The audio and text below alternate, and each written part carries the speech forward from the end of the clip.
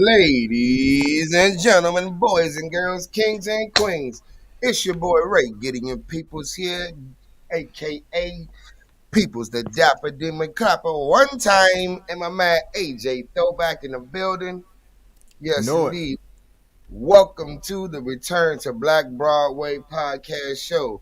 We back here doing it again, just like we do just about every Tuesday night, 9:30 p.m. Eastern Standard Time, if you didn't know. So yeah, we have a very special guest in the building. We want to welcome a DMV native and a community activist. Has put so much love into the community and as a concerned citizen and as someone who believes in the power of the village. Miss Lamontria Cruz in the building. Give it up. One Yes, time. Hello. yes, yes, yes, Hi, everyone. yes. And my fellow School of Walls Penguin alum. You know what I'm saying? We're live. Go Penguins. No penguin. Yes, indeed. Yeah. So before we jump into it, we want everybody to that's tapping in with us tonight, man. Y'all chop in here and show some love, man. Wherever y'all jumping in from, any part of the DMV or DC area or outside of the area, because we know we got some folks that's been rocking with us from ATL and from the Midwest and different places. The folks in Cali, North Carolina.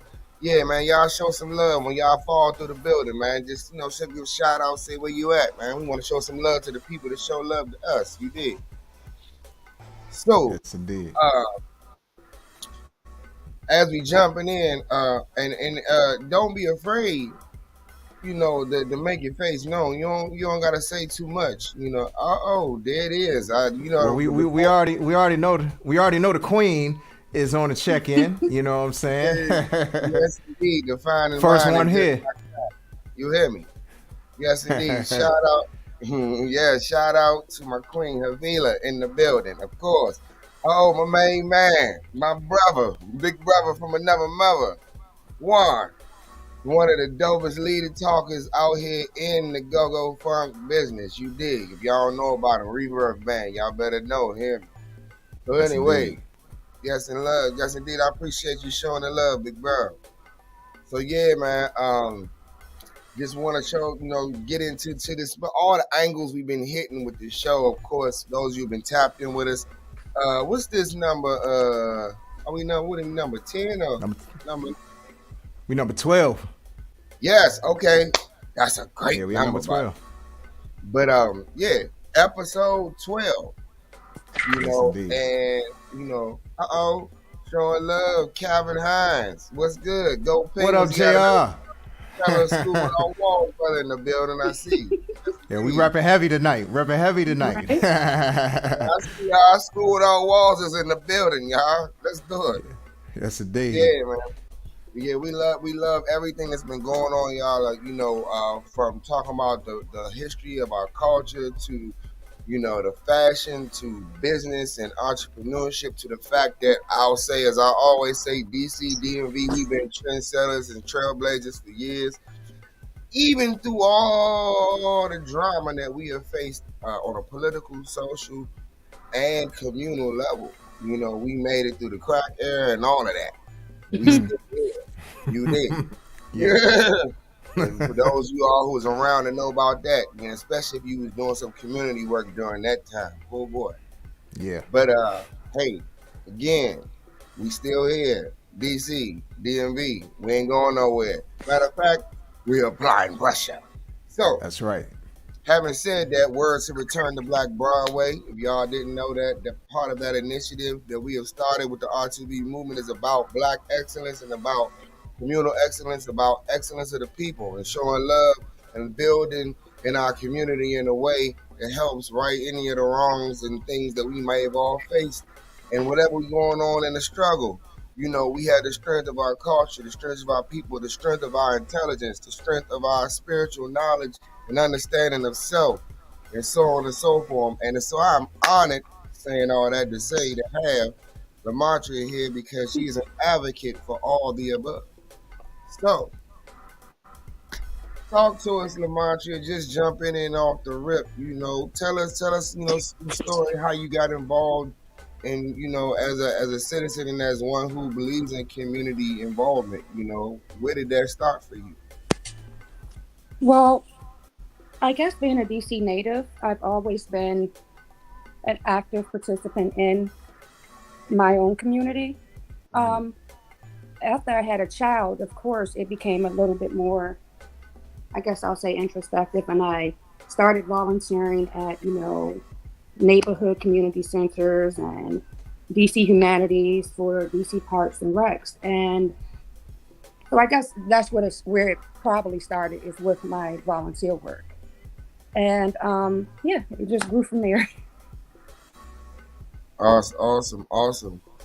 So, like, you know, what is one of the things that you have found has been a challenge, you know, in giving to the community and trying to make a difference and trying to, even at, with your own household and keeping your child, focused with so much that's going on in our communities in our town and so on and so forth. What has that been like for you? Well, with my child, believe it or not, it's been fairly easy. I have a what I call an anomaly. She hasn't given me many problems, but I guess I would say traditionally working with the children I have in a volunteer capacity. And as I was talking to Mr. AJ about the other day, what I'm noticing with children I'm seeing in the community, there's like a fundamental breakdown somewhere. So I guess I would say how the kids are interacting socially, the outlets that the children have, the discipline maybe they're receiving or lack thereof. There's a lot that can go into that. I don't pretend to be an educator or someone who works with children a lot, but yeah, there's a lot that can go into that. So, what do you think some of the factors that play into what could, I guess, hinder, especially young people? Because, we all know that we have to continue to pour into the young people because they're the future. Long after we have all fulfilled our purpose here on earth and we're gone, they still have to be there to carry on a world that's going to be worth having. So, I what hinders that, in your observation? I guess the new social norms and what they think, well, what this generation seems to consider socially acceptable is not necessarily what we could have gotten away with, either in the home setting or really socially as well. Now, don't get me wrong, like coming from school without walls, when you were on your way home on the train, everyone was loud. I would say that boisterous. But there's like a difference now or a breakdown where a lot of them are so a lot of what I'm seeing from the children across the street. I'm not going to group and say all kids across the world, but there's a lot of violence happening there. And as I was telling him the other day, I live across the street from Roosevelt and from McFarland, and every day I come outside of my home, there is a serious fight, and not just a fight like 5-on-1. Sometimes the boys jump in and jump the girls too. And the triggers are so minimum. It could just be I don't like how you looked at me, and we did that too, but it's grown to the point where I come home from work, Petworth Station is shot up. Um, I'm coming home, a group of girls jump one girl on this block, another one on this block. They're walking up to adults, behind adults, one of them who was a veteran, taunting him, busting him in the back of the head. I even had a girl become violent with me. So I guess where is the respect for the adults or themselves, really? Where and why why is the fuse so short? Mm-hmm. Mm-hmm.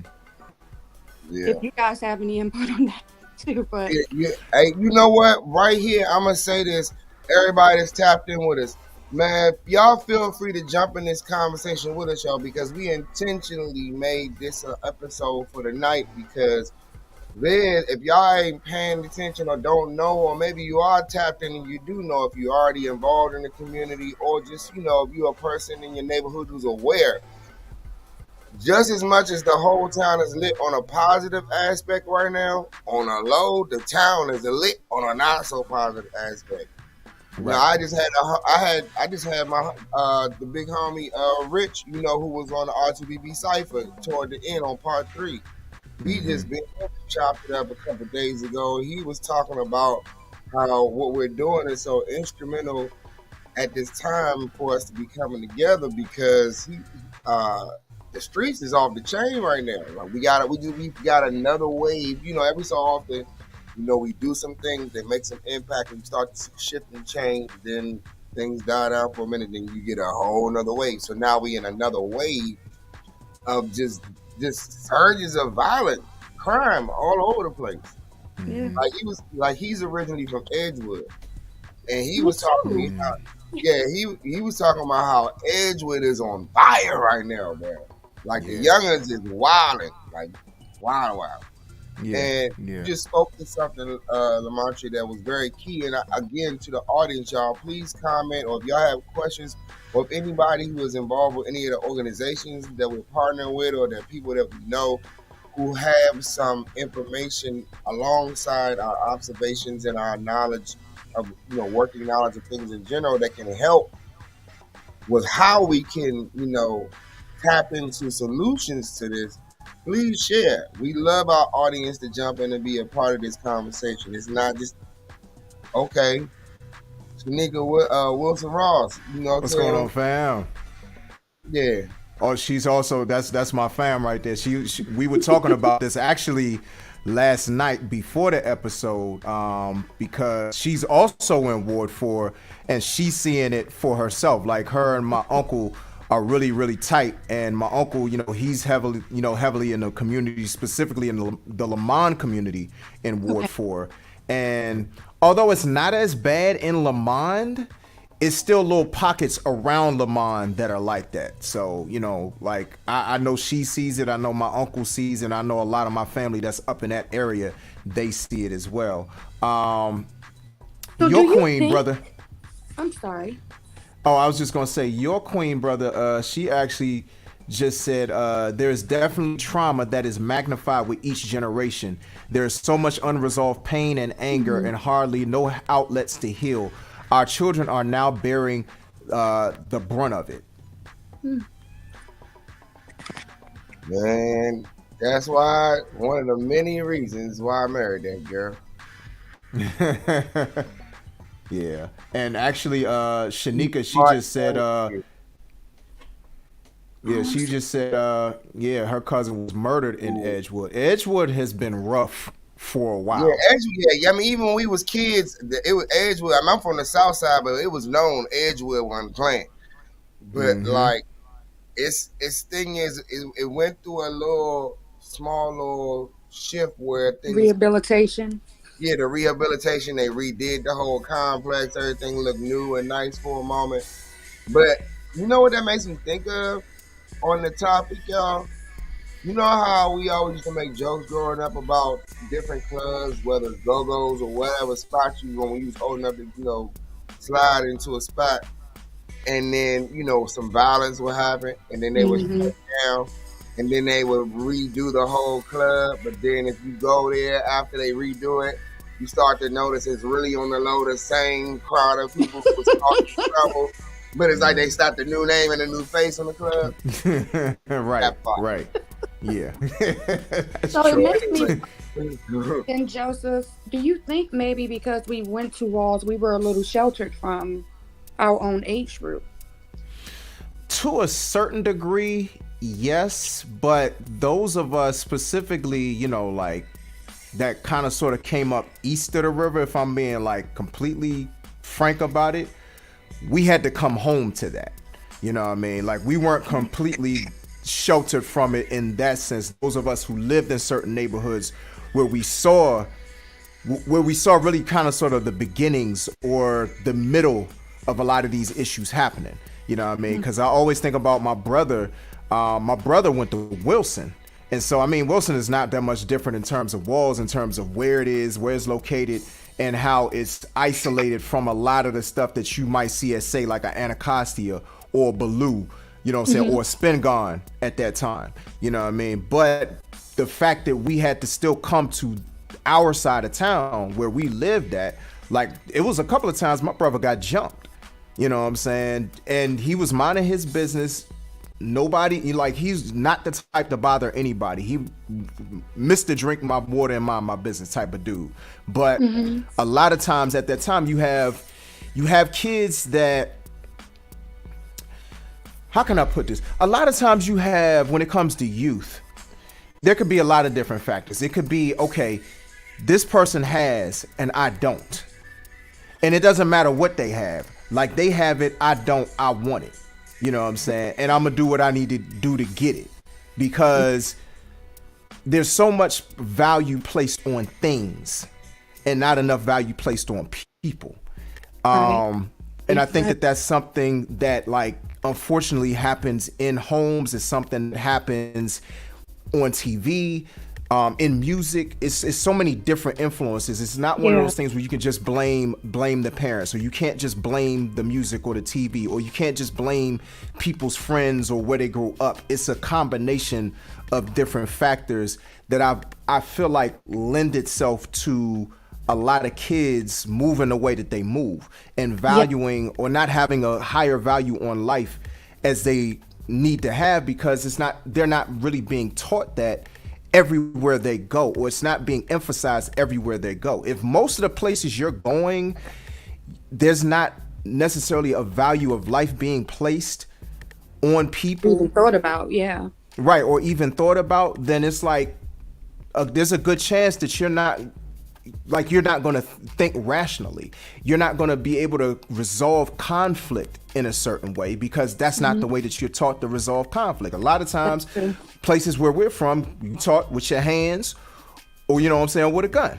You know, like, talk it out. Like, what's that? You either scrap it out, you know what I'm saying, or you blast it out. One or the two. You know, unfortunately, we're in a lot of communities. Now, granted, you know, I grew up in a household where it wasn't like that. You know what I'm saying? Right. But at the same time, I'm not necessarily always, or my household wasn't necessarily always the norm, especially on our side of town. You know what I'm saying? Because I mean, me and Rick Gideon, we grew up on the same side of town. So, you know, like that's the type. Oh, my bad, brother. Not to cut Oh you no, off. no, you good. I was gonna tap in on that. Like, I know for me, like, I went to, like, Duke Ellington. Like, I didn't start there, but I ended up, you know, God blessed me with a talent that got me into the school. And interestingly enough, and I'm not saying this to be boastful of violence, but just, you know, a little bit of childhood memory flair for a moment. One of the things that was so interesting to me being at Duke is that most of the brothers that I became cool with, who were all from different hoods, like from the trap, you know what I'm saying? Like, they go to school here. This was our outlet away from the hood experience. Now, inside my home, I have parents that taught me with some sense and raised me to have some, you know, pride about who I was as a black man and all of that. My parents were activists. Like, my upbringing inside my house was like a Tupac story. You know what I'm saying? Like, as far as the activists and, you know, revolutionary and black power and all that, that was my parents. But when I stopped off that porch around the south side, they ain't cared nothing about them books I was reading. They ain't cared nothing about the fact that I could articulate words that most grown people don't know how to spell. They didn't care nothing, like, none of that. And so how I got indoctrinated into hood drama is by somebody telling me, Slim, I don't care nothing about that. And then I had a choice to decide, am I going to get mollywopped when I come home from school every day, or I'm going to fight my way out? Now, the kid on the other end, who was the bully, who forced me to have to feel like I needed to become violent in order to not only protect myself, but also to prove that I wasn't a sucker. So when I come home, I can get off the bus in peace. He wasn't being taught what I was being taught. Right. And we live on the same block. Right. And that's key. Yeah, you never know what goes on in someone's house. But I think that's a good point to touch on. What is socially acceptable to these kids, and or even more important, what do they aspire to be? So when you look at what my daughter's generation, you know, and what they consider, what do they look at? Um, Love and Hip Hop, Bad Girls Club, shows like that. Now they don't know or understand that actual adults look at them as dysfunctional women. I'll call them that, dysfunctional women, without a chance in the world. But when you get a 15 or 16-year old looking at this, they want to be the baddest one in the room. And the one, so they're gonna emulate that in a sense. Do you get what I'm saying? If that makes Mm-hmm. sense to you at all. So you cannot blame media at all for how a child behaves, because I really think that's the sole responsibility, or the responsibility of the parent and of course the community. But you still can't say that it doesn't have an influence or a big influence, especially if your kids don't have actual outlets or guidance. So when I talk about, what triggers them and thinking that the fuse is so short, I think a lot of times it comes off like they're waiting for confrontation. Just, I don't want to talk in circles, but yeah. Nah, No, nah, that makes perfect sense. Yeah. Yeah. you speaking on it. I want to chime in on that. I'm gonna say that because outside of what I do as the radio show host, the music and the artistry, and the outreach and the community hands on as far as on the block. I'm also an arts educator, so I see kids every single day that you can tell by the way they're interacting with each other. They are looking for drama, looking for somebody that's about to fight, looking for somebody that's about to talk trash to each other and cuss each other out. Looking the same stuff you see on Love and Hip Hop and all them shows you name, all the ratchetness, they waiting for it. They baited for it. They're like hungry for it, like almost like wolves salivating a little bit. Yep. That's a social standard. And I've had to say to so many of my young people, listen, stop geeking so hard to try to run to the drama. And I said to a classroom one time, I said, have y'all ever thought about how dysfunctional it is that when somebody sees somebody getting their brains beat in, y'all thinking about recording it entertainment later instead of Right. Right. Right. Right. Well, Yeah. I'm saying, if you see me getting beat up, help me. Okay. Right. And made them had to sit and think for a minute, because I really kind of laid into them a little bit, because it was these, some youngers that was getting a little bit out of hand, and I had to lean on them a little bit. And then I sat them down like, look, because they were all trying to run out to the hallway, because they all, because they always know when it's about to happen. They all buzzing with each other. Hey, y'all heard about so and so and so and so and so? Yeah, they about to fight today. Now, because I'm the cool teacher, they'll tell me to get what's going on, because they know my goal is to inspire them to find a different method to settle their grievance. But the thing is that they're so all tapped into this drama-filled existence, because the TV is giving it to them, the radio is giving it to them, the social media reels, the TikToks, you name it, everything is murder, death, kill, misogyny, it's all there. Destruction. And then what I also realized, I did an assignment. I'm gonna say this, and then we're gonna tap in with everybody in the comments real quick in a second. But I just wanted to make this point.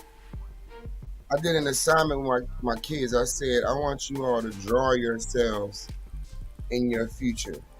I said, if you can't visualize yourself in that future, then it's quite possible that your actions and your mentality will not align with who you need to be now. Need to be right. And the perplexed look that I got from most of them when I challenged them with that assignment, like it had never even occurred to them what that even was supposed to be about. Because for some of these kids, no one is at home saying, "Hey, there's life after this." Yep. Yeah. And one of the biggest parts of adulthood is conflict resolution. Yeah, because as a grown person, you can't be going around popping off on everybody. You're gonna be in jail or dead. Right. Right. Exactly.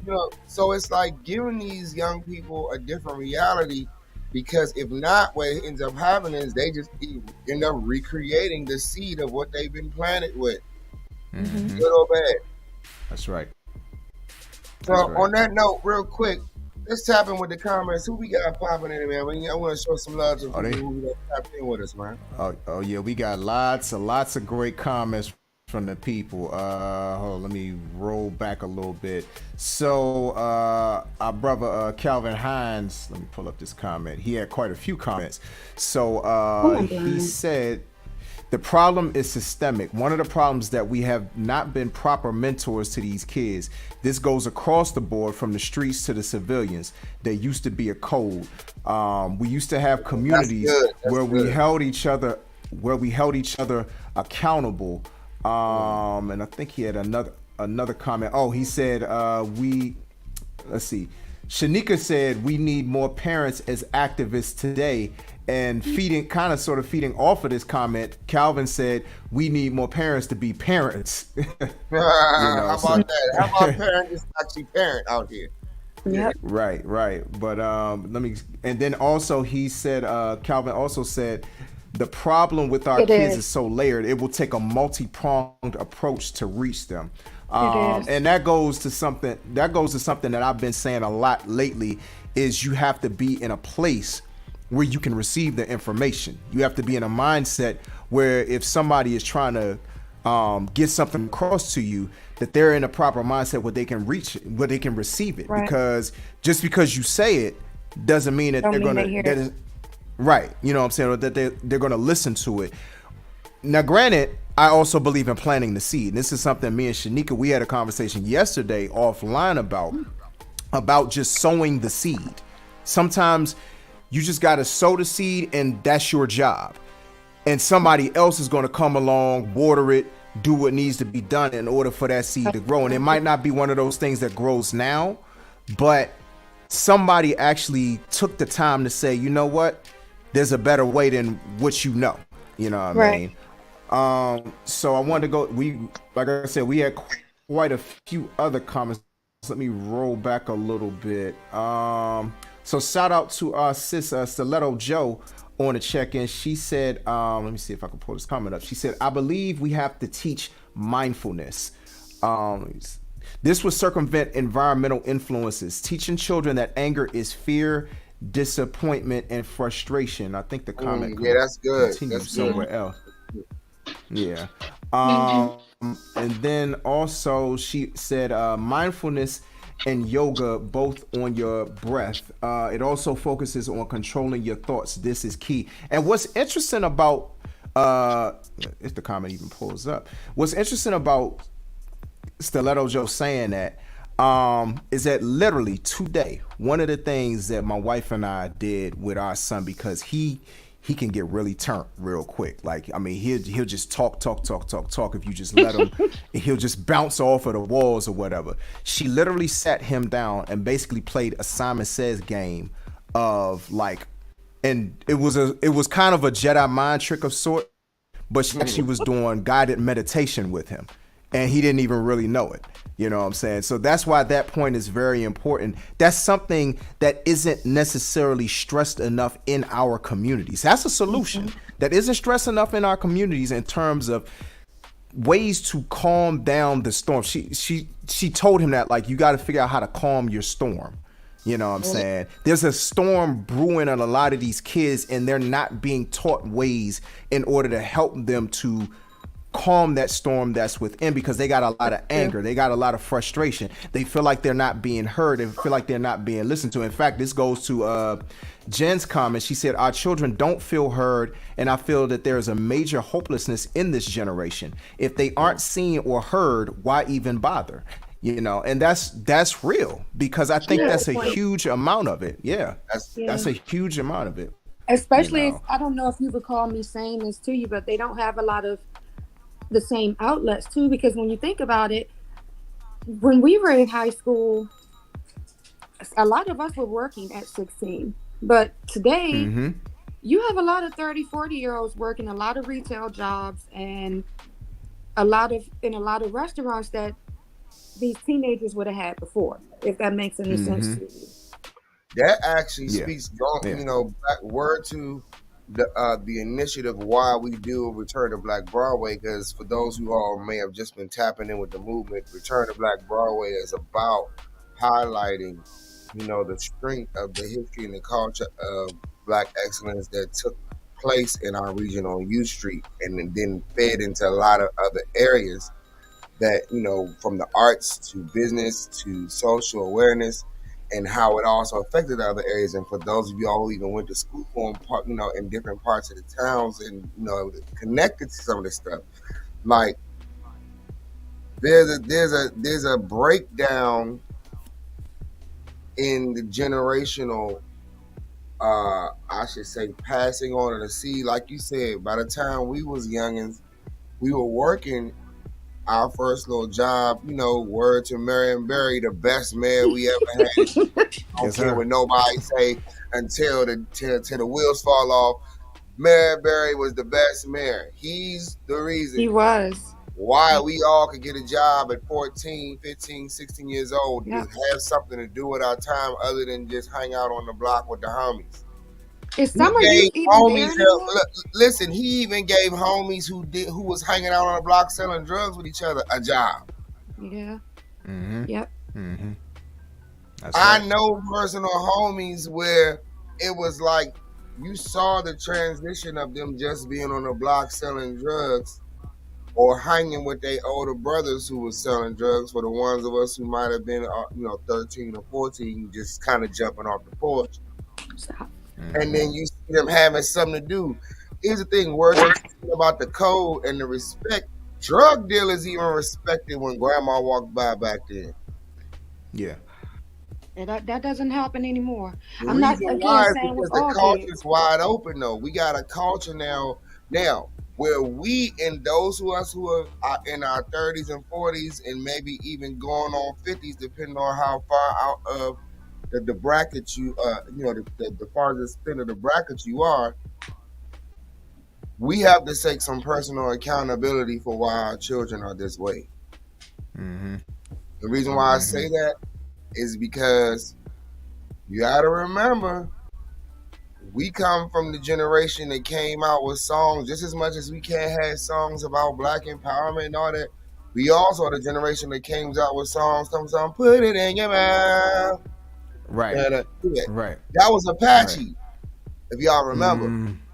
And a lot of times we like to try to play this whole game of, when we was our age, and it's like, hello, Nah, it was bad. It was bad at our age. we created the wide openness. Now our parents and our parents, for whatever their generation was, whatever was beyond the conservative bracket then, they were considered to be that.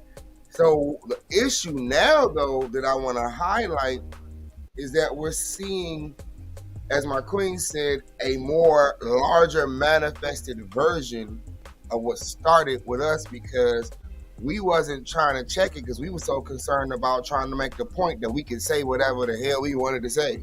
Mm-hmm. Mm-hmm. Yeah. I get that a Yeah. lot.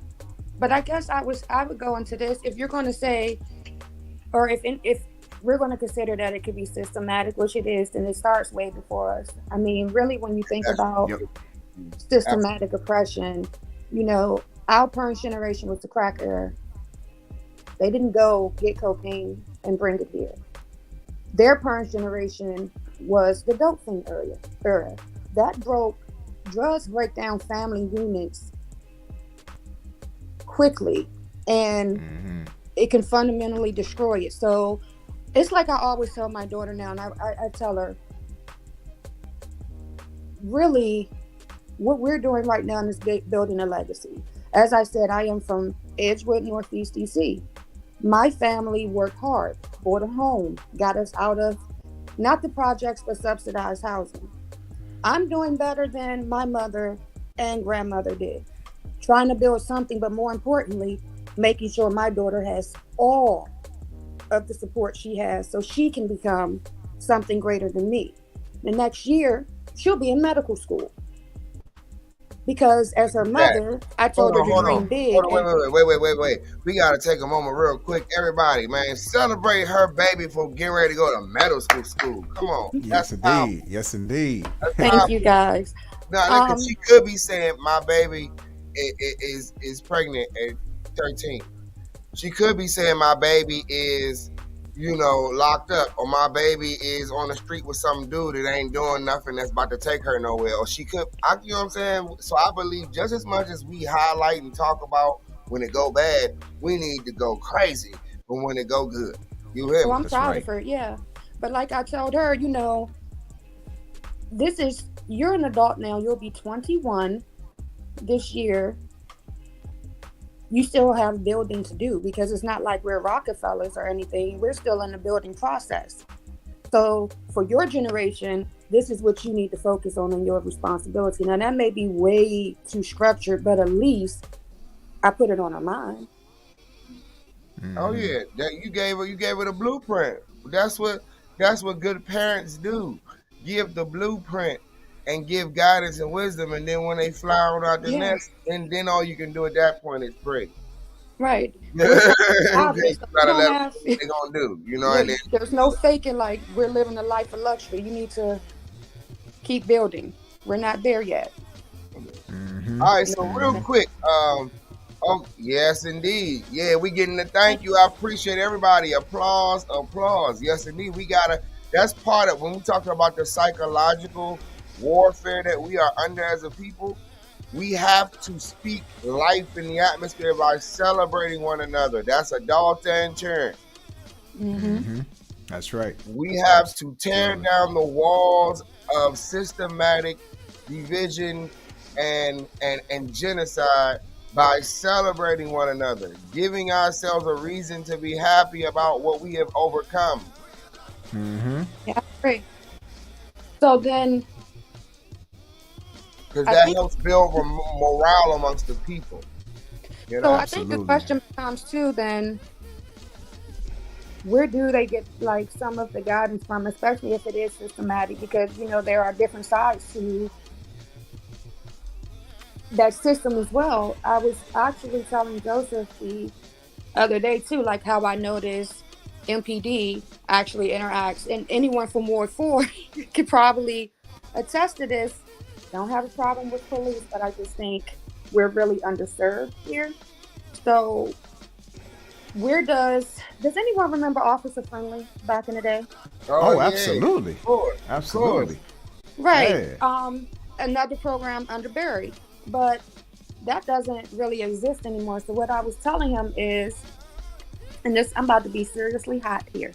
But what I was telling him was, when you're watching all of these attacks go on in the city, MPD can be right there, and I've seen them right there several times, and they won't do anything. They won't stop the kids. They won't call the kids' parents and notify them, hey, your kid's in the street acting up, and they'll just let them Nah, go. because they waiting for them to do something all the way illegal so they can lock them up. But it shouldn't get that far if you can correct it as a minor infraction. But it's going to escalate when it's not corrected. So to me, that makes MPD responsible as well. I can Look, be look, look, Mm-hmm. as the kids would say, that make them the op too. Right. Exactly. Yeah, yeah. See what now, I'm right there on that note. Well, another thing we don't like addressing, which we're seeing a lot of exposure and a lot all across the country now, is a lot of the police is right involved with the foolishness on the low. They roped into it. Systematically, Mm-hmm. they're corruptly involved. Now, there's some good cops that are out there, so this ain't no bash on the cops that's actually doing their job.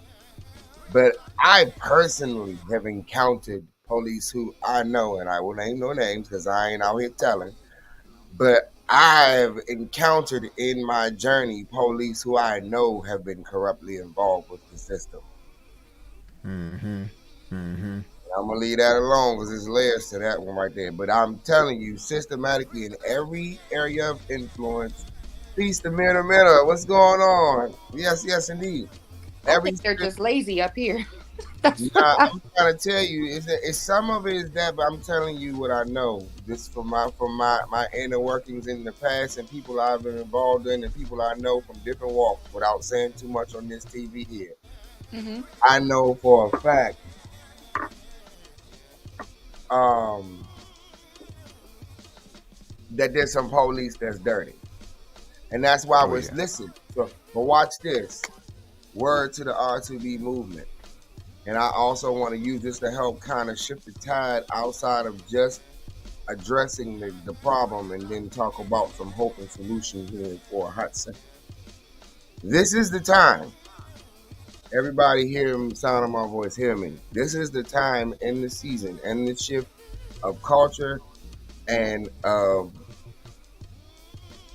gateways of opportunity and hope that if we apply pressure and focus in and then we give our children what we are now gaining in our momentum and win at this time, there's a nice little window we're going to see where things are going to turn differently.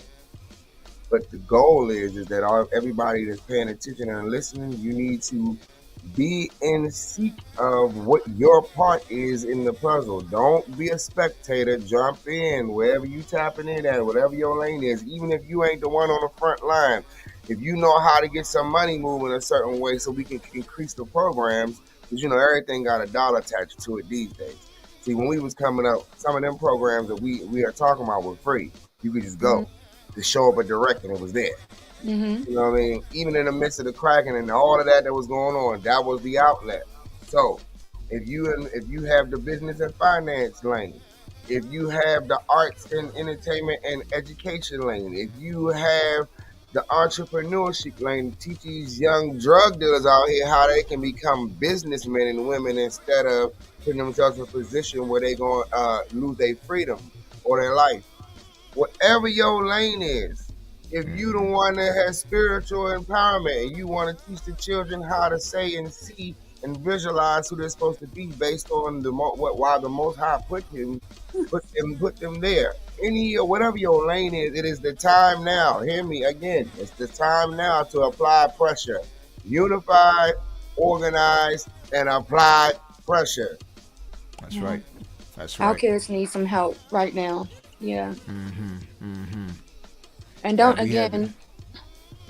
But see, I don't know, Stiletto, because I don't think the police respect them either. Because and I'll just say this is why. Like I was saying, I saw a young girl get jumped by four girls and one boy right outside of my home, right? The police, part of me thinks in his head, he was like, I'm not about to chase these, 15-year-olds and break my back. But he pulled up, he didn't detain them, didn't give the other girl a chance to get off or to run off. They caught her again in the next block and bust her head down to the white meat. Now, from my perspective, that girl got busted in the head because he didn't do his job the first time.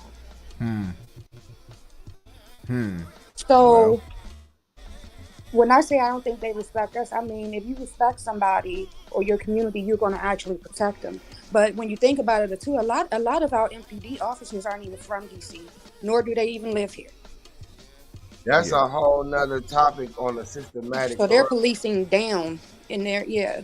Yeah, it's the Yeah. same thing when it comes to certain pockets of the school system. You got these folk coming in from out of town who don't know nothing about the Oh, demographic they teaching, Yeah. and they handing these kids a bunch of work.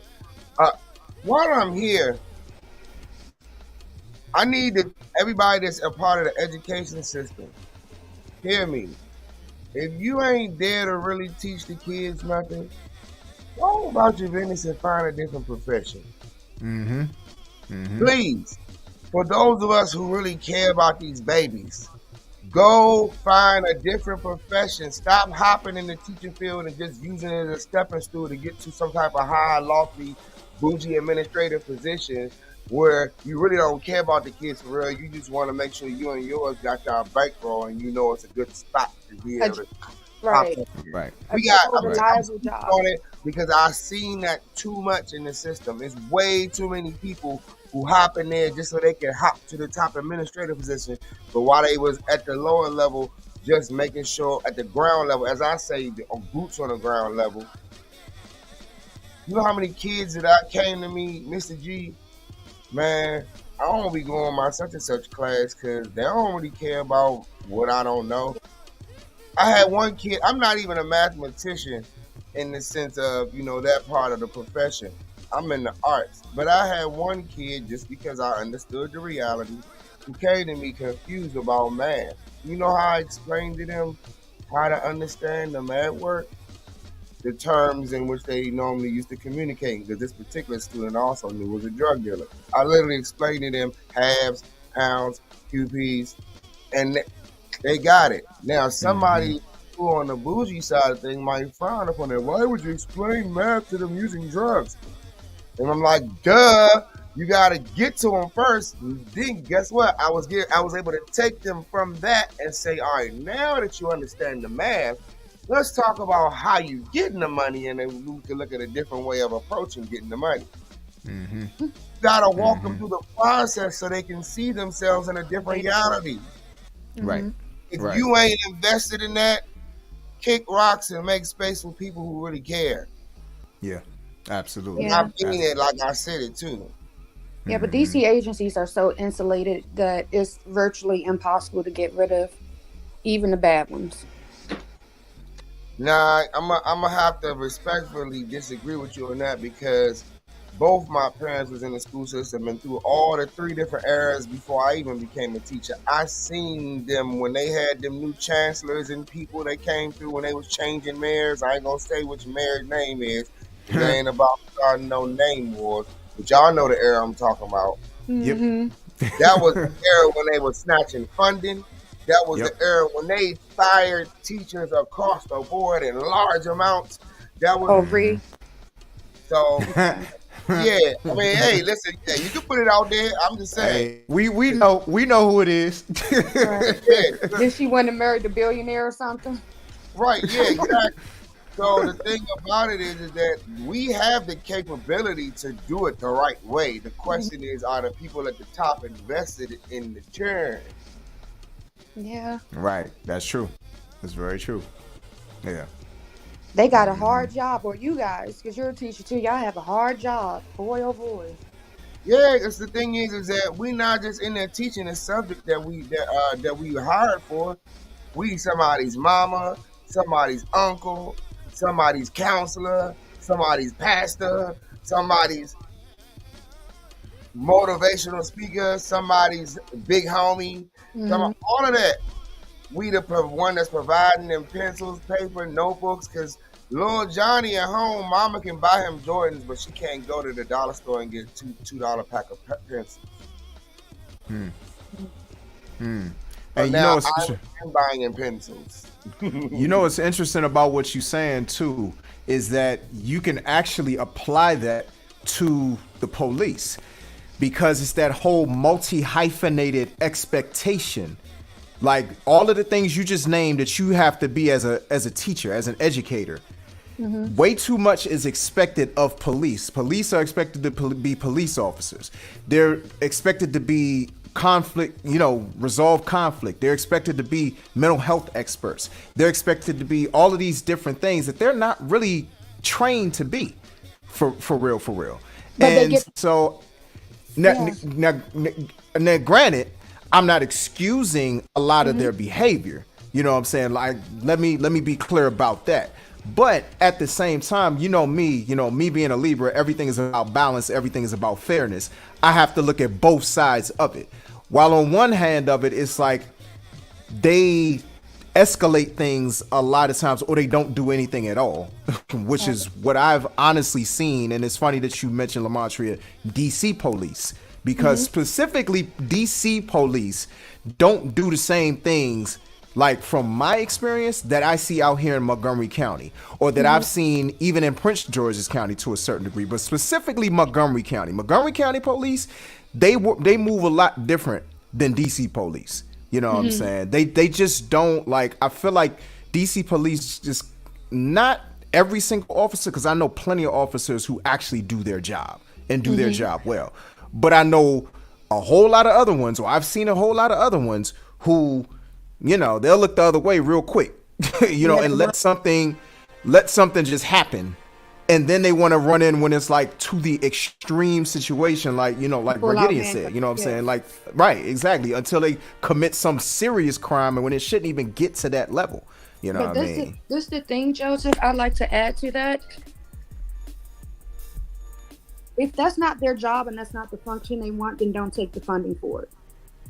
Right? So right now, you know, DC, MPD, they receive a lot of funding for CIO training, for conflict resolution training, so that they can have, you know, I guess, police / the social worker out there helping resolve, I guess, minor calls or the 311 calls or whatnot. But what they are doing is collectively sending these CIO engagement officers to social work training for 2 weeks and then putting them in the street. Now, if you're taking, social workers usually have to go to school on top of college, right, for an extra 1.5 or 2 years. And you're condensing that training to a 2 week 1 or 2 weeks. How much of that budget are you cutting? And then if you're turning around and you're paying police in Ward 4 all of these special bonuses where they're bragging about it in front of constituents while standing there doing nothing. Oh yeah, I got an extra 5,000. To do what? And that's my point. Then simultaneously, watch this, all of them receive military combat level training. Right. Yeah. Some of these dudes come straight out the military. Some of them was Marines and a whole bunch of stuff, which is not civilian level conflict. No. So they're trained to go in. They do this other training, like you said, for that little bit of time to say they did it, but they spend more dollars on prisons and on military combat level training, trained to kill level training. I think part of what we're seeing too is there's like a tug of war in our city government right now. And yeah, we're going to take the money to go do this training, but we're not going to do what we're supposed to do with it. Not the way you want to see it applied. Right. If that makes sense with like city council and MPD. Yeah, it makes perfect sense. It makes perfect sense. Check it out real quick. Before we jump into the next thing, AJ, I just want to tap in and see if we got any more comments. You know, just want to make sure everybody Absolutely. So, Stiletto Joe, she said the culture of law enforcement needs to change, and that's going right to the point that we're making. Because to your point about how the police are receiving military combat training to handle civilians. They're also receiving military level excusing or pardons when it comes to when they get too aggressive. Right, exactly, i.e. qualified immunity. You know what I'm saying? That's why a lot of times, because of qualified immunity is the thing that gets not only police officers off, but military officers off when they are too aggressive in certain situations. Right. So yeah, absolutely. Once you change that, and once you take a lot of the power out of the police unions, people don't talk enough about how much the police unions influence whether certain things, to your point, Lamontria, whether certain things that they're getting funding for and they're not applying. I would be willing to bet dollars to donuts that these police unions are like, yeah, take the money, but you know, you don't necessarily have to like necessarily apply that stuff when you out in the streets or whatever, and we'll protect you. Don't worry about it, because that half the time, and you know, that's half the time what the problem is in these major cities is that police unions are more powerful than the politicians. And that's when you talk about changing the law enforcement culture, that's a huge amount that needs to be changed, is how much power the police unions have in these cities. And then she By the way, also that, said that new. power is not by happenstance. It was given for a reason. Exactly. Exactly. New hires are the way to deem the change. Let me see. Then Calvin, he says, until we rebuild the community, we can't expect community policing. And that's powerful. That's That's powerful. good. And I Ooh, want. that's good, man. We got some on from folks is scholars with $1 in the comments tonight. Mm-hmm. Oh yeah. And I want to roll back something he said. And this, um, he said, hey, you need to be careful with the term community. We don't have a community. If we did, we wouldn't have the issues that we do. And then he said communities are founded on economic structure, codes of conduct, and political power. That is very powerful. And I really appreciate him for saying that, because we can, at the root of a community is commune. You know what I'm saying? Like, it's an understanding, it's an agreement. You're working with somebody versus against somebody. And if we're constantly in conflict with one another, then how can we commune with one another? You know what I'm saying? Right. How can we establish those economic structures? How can we have those codes of conduct? How can we have that political power? But that's exactly the point of us doing Return to Black Broadway, because the spirit of Black Broadway addresses all of those very things that he's saying make up a community. So that's why I really appreciate him for making that statement. Absolutely, definitely Papa appreciate was always smart. it. Yes, always. Sharp brother right there. You know what I'm saying? And then Stiletto Joe, she also said, I worked in corrections. You have to be a strong individual in order to not become corrupted. You know, and corrections is a whole different animal. Whole different animal. Jeez. Yeah. Yeah, you speaking on that one, Stiletto. Yes. Yeah, Hey, that's a whole other animal. absolutely. Hey, so real quick, y'all, this conversation is very rich with so many, great points. I want to take a quick pause, real quick, a little musical break, man. We were saying do a segment that we do about this time. Everybody in the comments can participate. Of course, you know what I'm saying, Lamontria, you can definitely participate as well. We like to do this one of the segments in our show called guess those instruments, because of course one of the areas we cover when discussing the history, culture, and forward progression of our town and Black Broadway is the arts. And so we're gonna throw one of our special little pop-up tunes real quick and see if y'all got some good ears to pick out some of these instruments real quick. You know what I'm saying? Even if you don't consider yourself a quote-unquote artist, act like you in elementary school. You know, everybody in elementary school became an artist. You learn something about an instrument. A shaker, a maraca, a little, recorder flute. Y'all remember the recorder flutes? Everybody did a recorder joint. Even if you ain't do nothing with the arts when you grew up, everybody did the recorder flute. Man.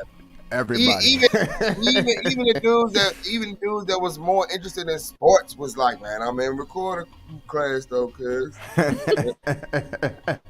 Yeah, so that part. All right, we ready to rock and roll, brother. We ready to do it. All right, here we go. Guess those instruments. Y'all can hop in the comments, speak on it. You know what I'm saying? Say what you hear, what you don't hear, whatever. Let you know how you feel about the music too. You know what I'm saying? All of that. Here we go.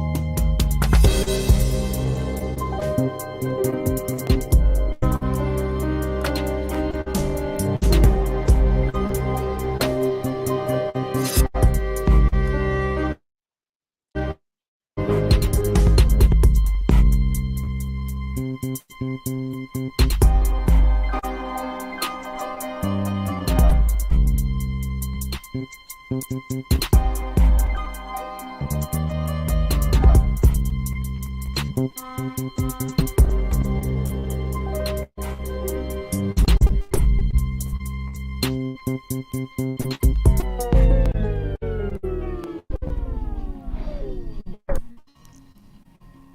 All right, that's all right, y'all get. that's all y'all get. All right, so listen, real quick. Y'all need to hop in the comments. What y'all got? Talk to me. What instruments you hear? Also, Lamontria, you want to take a shot at it? What y'all, let me know what's going on. See who got some good musical ears out there. What instruments you see popping. Also, let us know how you feeling about the music. We be mixing it up, different flavors that you want to savor. You did. Mm-hmm. And nobody in the comments yet. So, Lamont, if you Ain't want nobody in the to comments. go, All right, so not you want yet. to take it? You want to take a guess? Well, AJ, I don't know. You might already know because you want to join with me. I don't Come on, know. come on.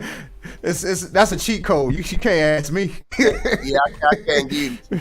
All right, Lamont, you talk to us. Let's see what you hear on the instruments. Yeah, I'm going with Stiletto Joe. That's what I heard. All right, piano. Yeah, Stiletto Yeah. Joe hopped out there. We appreciate you. Piano. All right, yeah, it Mm-hmm. is one of those things. All Now, right, all right. Anybody else? Yeah, there's some keyboard sounds in there. You catching it? Piano and keyboard in there. Now for a bonus, yeah. For okay. Yeah, French horn. My man Calvin paying attention. Come Oh yeah. Oh on, yeah. sir. That's what I'm talking about. By the way, Calvin DCMV. Sharp with the music. Oh yeah, man. Hey, brother, and he we gonna have to talk offline too, man. It's because we got some things cracking over here with this movement. We want everybody and who's anybody from the DCDMV hold who on, want to Ladybug. jump. Hey, hold on. Definitely strings, sir. Now, did you hear violin, violas, and cellos, or all the above? Yes, symbols are present. Very much so. Symbols are there. I love it. Mm-hmm. Yeah. Let's see. Anybody else? What y'all want to guess? Yes. Some guitar in there for sure. Now, was it electric or acoustic? Oh. Bonus question. Bonus question. Electric Hold guitar on. or acoustic?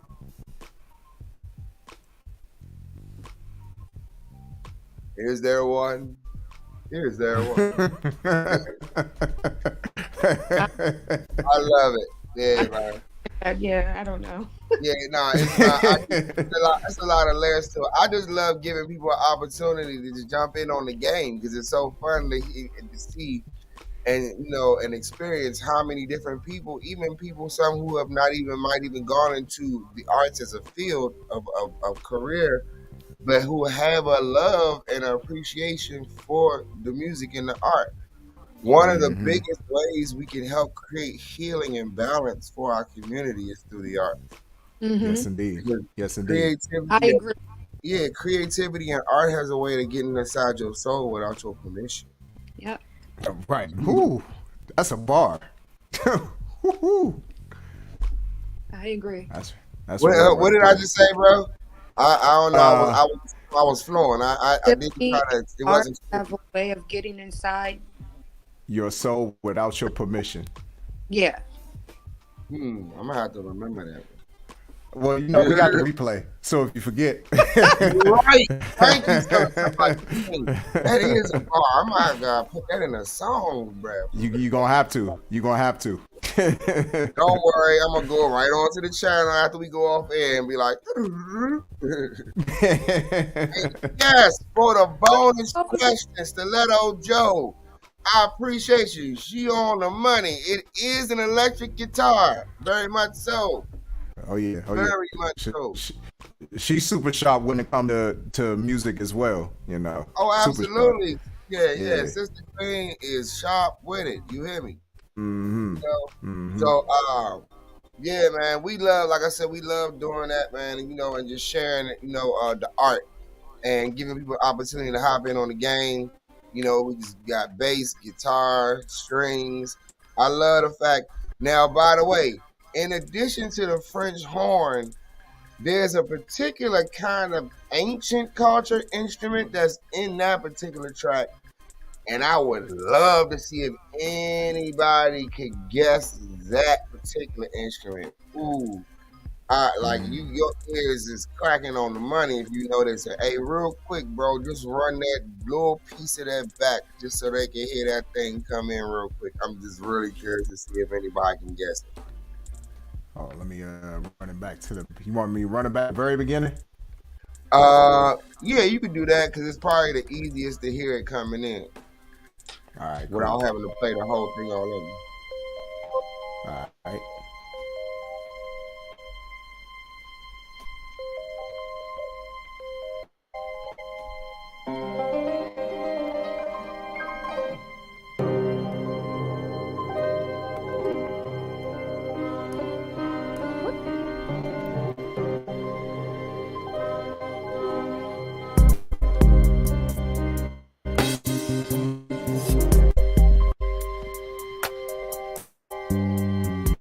Was it in the beginning? Yep. Okay. Talk to me a couple other times. I feel like I know what. I feel like Yeah. I know the instrument. It's Oh, right on okay. the tip of my tongue. I can't think of the name of it, but I know what you're talking about. I know what you're talking about. I can't think of the name of it right Tell me now. what letter you think it start with. Or I'm gonna give you a hint. It start with an S. Oh. Is it that thing George Duke used to play with all of them tubes that comes out? Almost. I'm about to show y'all what it is right here because I got one right here in my living room. Hold on. Is that Okay. George or Roy Ayers? I'm not sure. This, my friends, Oh no, that's not it. is called a shofar. Oh yeah, I would have never guessed that. A I would have shofar. never guessed that. Now, there are, as my brother Calvin said, there are French horns layered in there in the song. But that, this is an ancient Hebraic instrument. Let us hear you play. Now, I'm a little rusty because it's been a while, but I'm going to try to take a crack at it.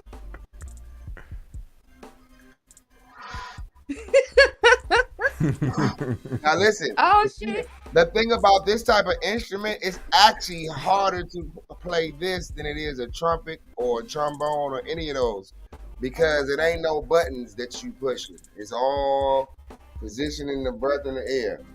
And y'all don't make fun of me now if they come out sounding crazy like a kazoo. It's been a while.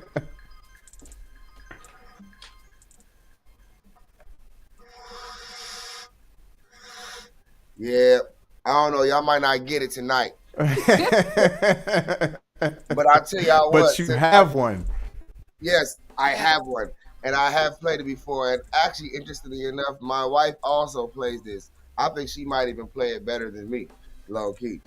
But yeah, this is an instrument that was used in ancient Hebraic culture. By the way, you know, for any of those people who've been hating on you know, folks that like to talk about the history, you know, the African background of Hebrew culture, it's all real.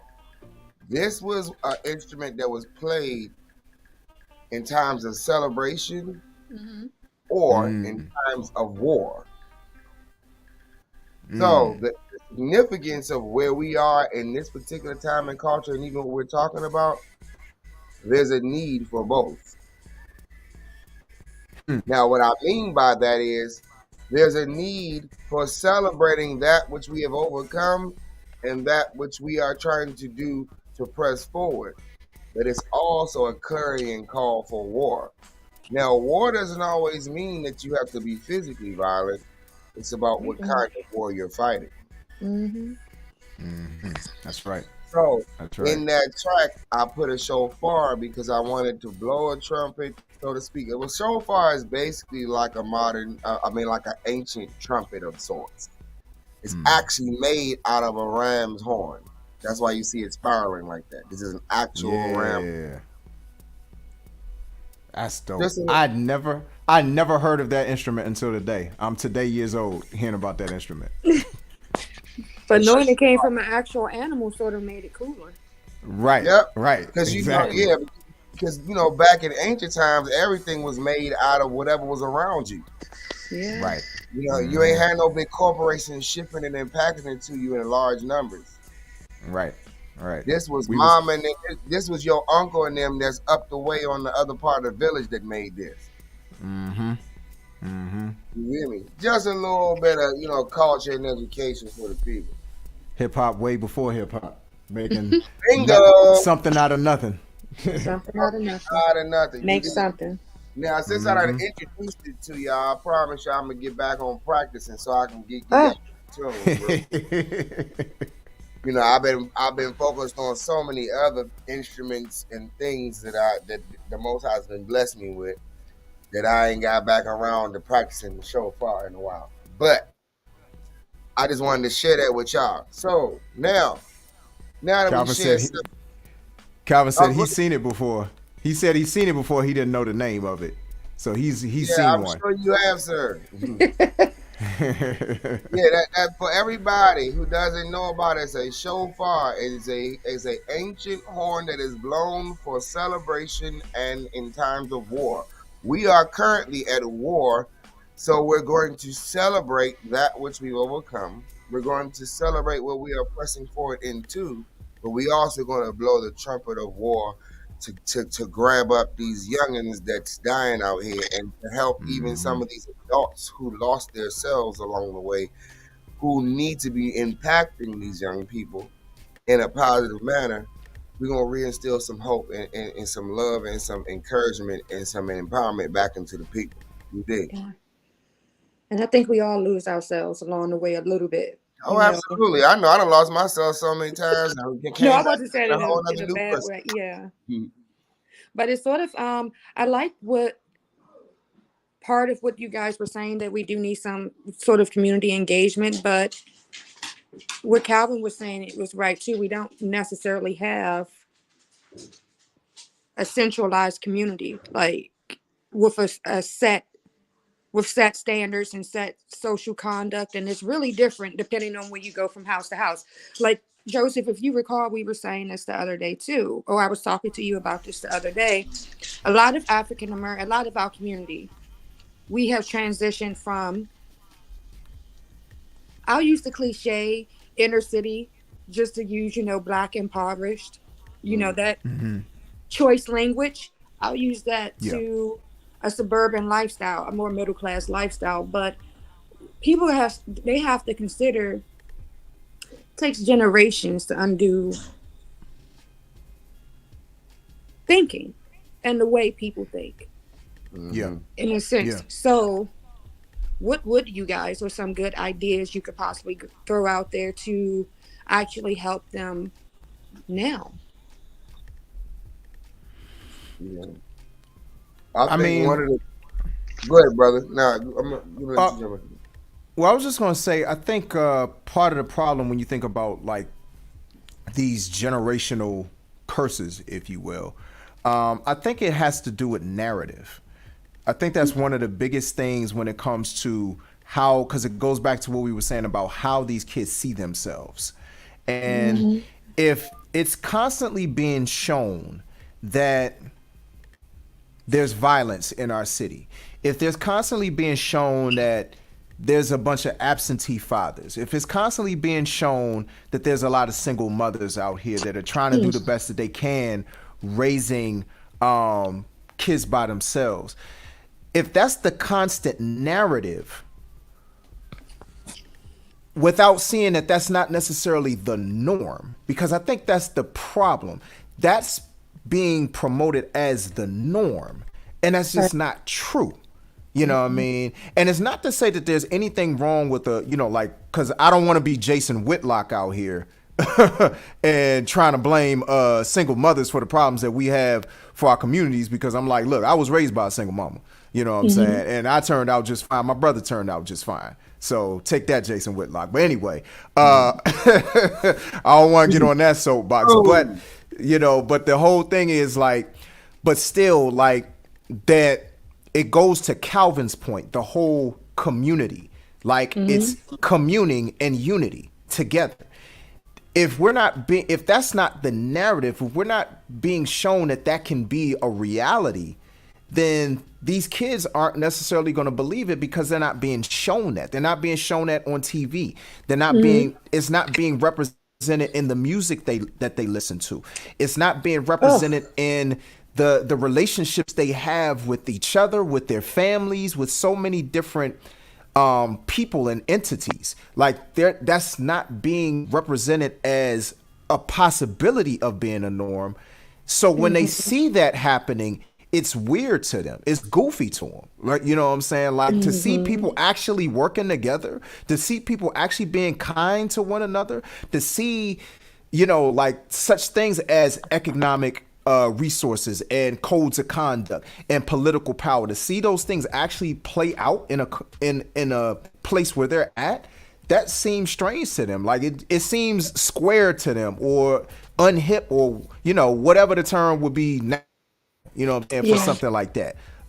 Like But if they're not being I think part of the solution is changing the narrative, is showing them something regularly where they don't feel like it's so unattainable that it's only for certain people or certain communities that grew up certain ways. I'm like, look, I grew up in a certain neighborhood, like Ray Gideon, you said it earlier. You know what I'm saying? We came from households where we were taught a certain way, but you could go 2 doors down and somebody's being taught something totally different.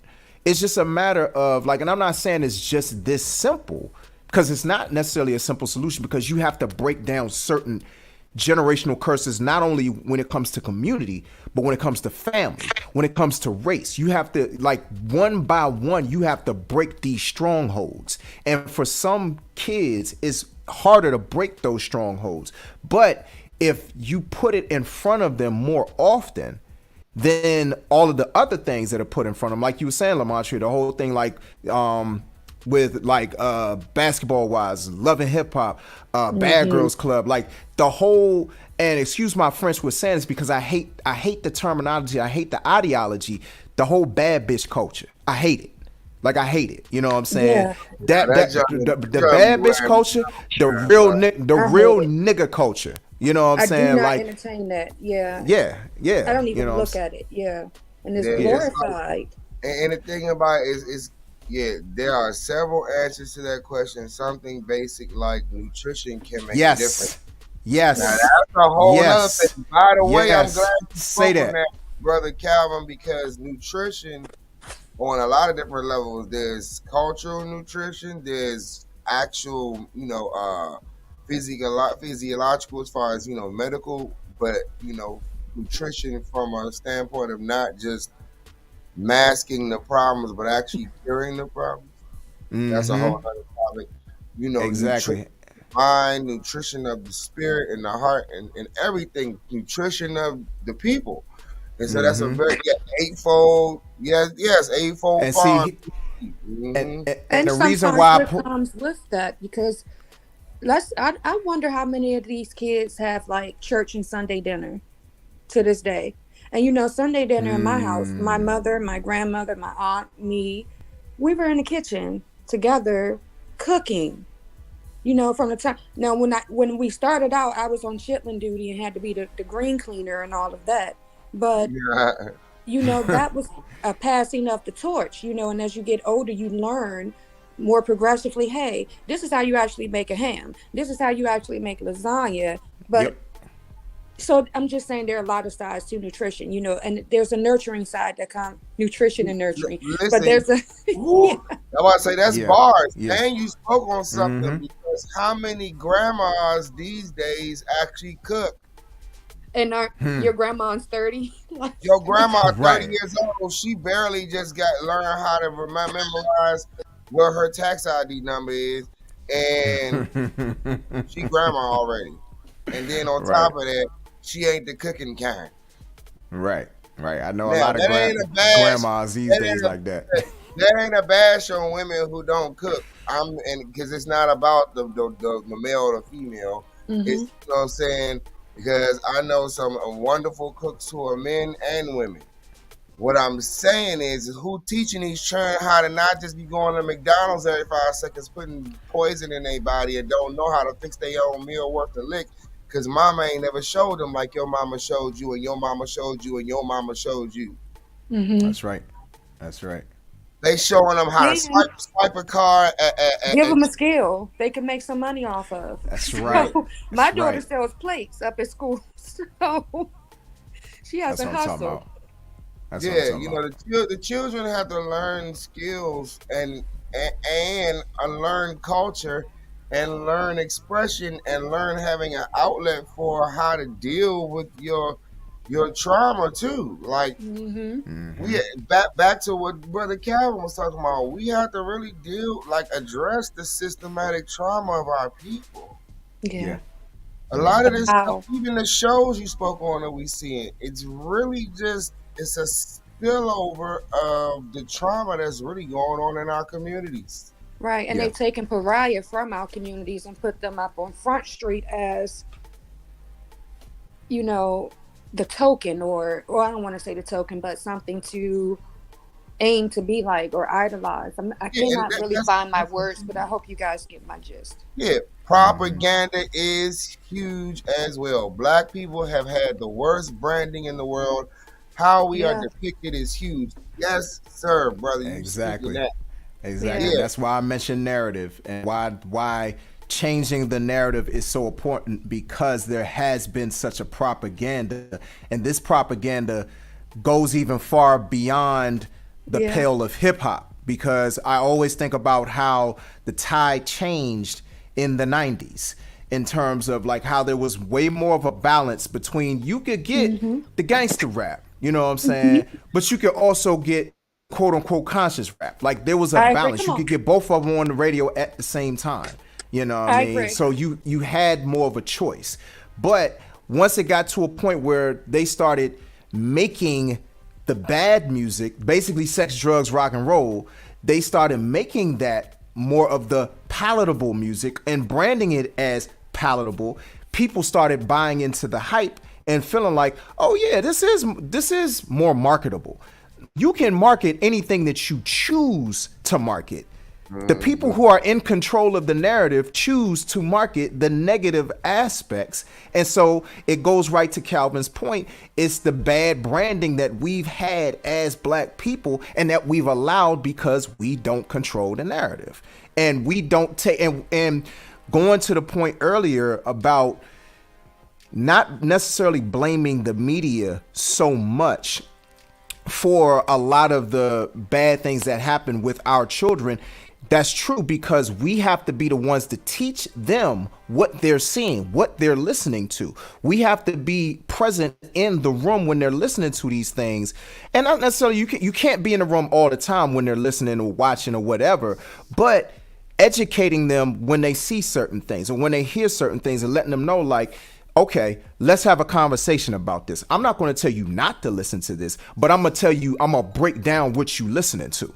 You know what I'm saying? I'm going to break down what you're watching. Yeah. I'm going to So break just to down the what you're point where you seeing. And gotta, what comes with yeah, it? Yeah. Right. yeah. Exactly. Exactly. Look, Yeah. point blank, period. Stop letting TV and video games raise your churn.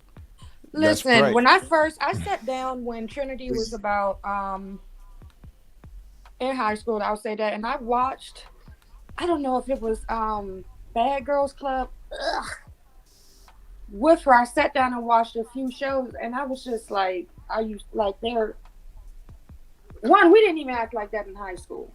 We played that being bourgeois or something. I'll say that, but we didn't go to school and as naked as possible. We were boisterous. I hate to again get into that. We didn't act like that back in the day because, of course, we did, but what I had to explain to her was you're looking at again pariah. These people are not the social norm, not even in your community. Mm-hmm. You have to understand Mm-hmm. when you're looking at someone living on the fringe being displayed as something that's normal, and then you want to go out and act like that.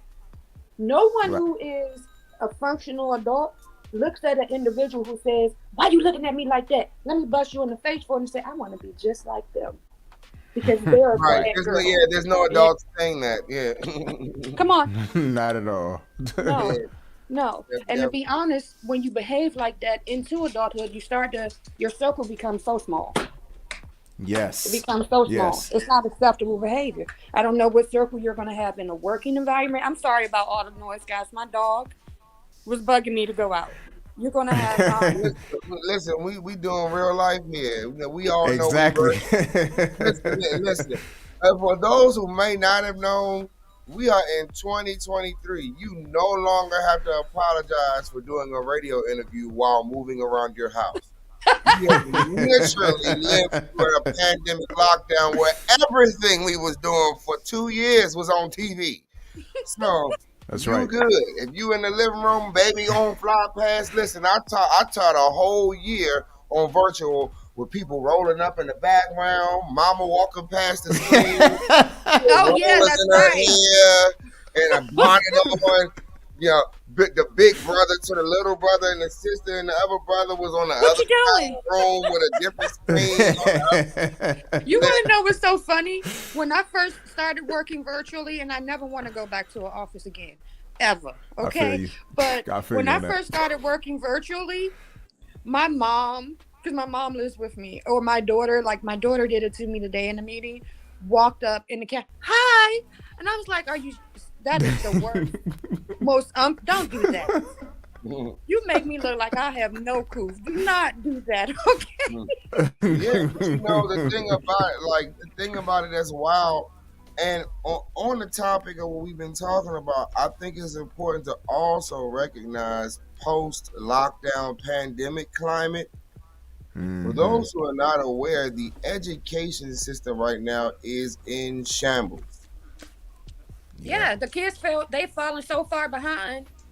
Shambles. Oh, okay. Not even just because of them having been in virtual per se, but more so because what I see happening is a lot of the things that we've known about certain aspects of the education system that have been corrupt for years, it's now coming out.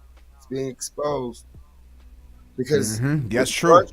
what virtual did was make people peer inside the window of what we actually dealing with. But you working Well, for virtual, DCPS? no, I'm working in Maryland now, but I've taught in DCPS as well. I taught in DCPS and Maryland, both. You know what I'm saying? Elementary, middle, and high school, done them all. And what I'm getting at though is Mm-hmm. mentally and emotionally, these kids are not okay. I got children that I'm teaching right now that I'm going back to see tomorrow when I clock in to work with these babies who are dealing with anxiety, depression, like you name it. I'm talking about grown folk problem type.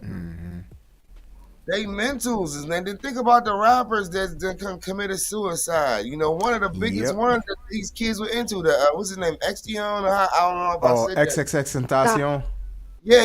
That yeah, I Say it never said again. that name right. XXX Tentacion. That's how you Yeah, pronounce his name. Tentacion. That sounds like that's I don't know French nothing. or Portuguese or something. Testacion.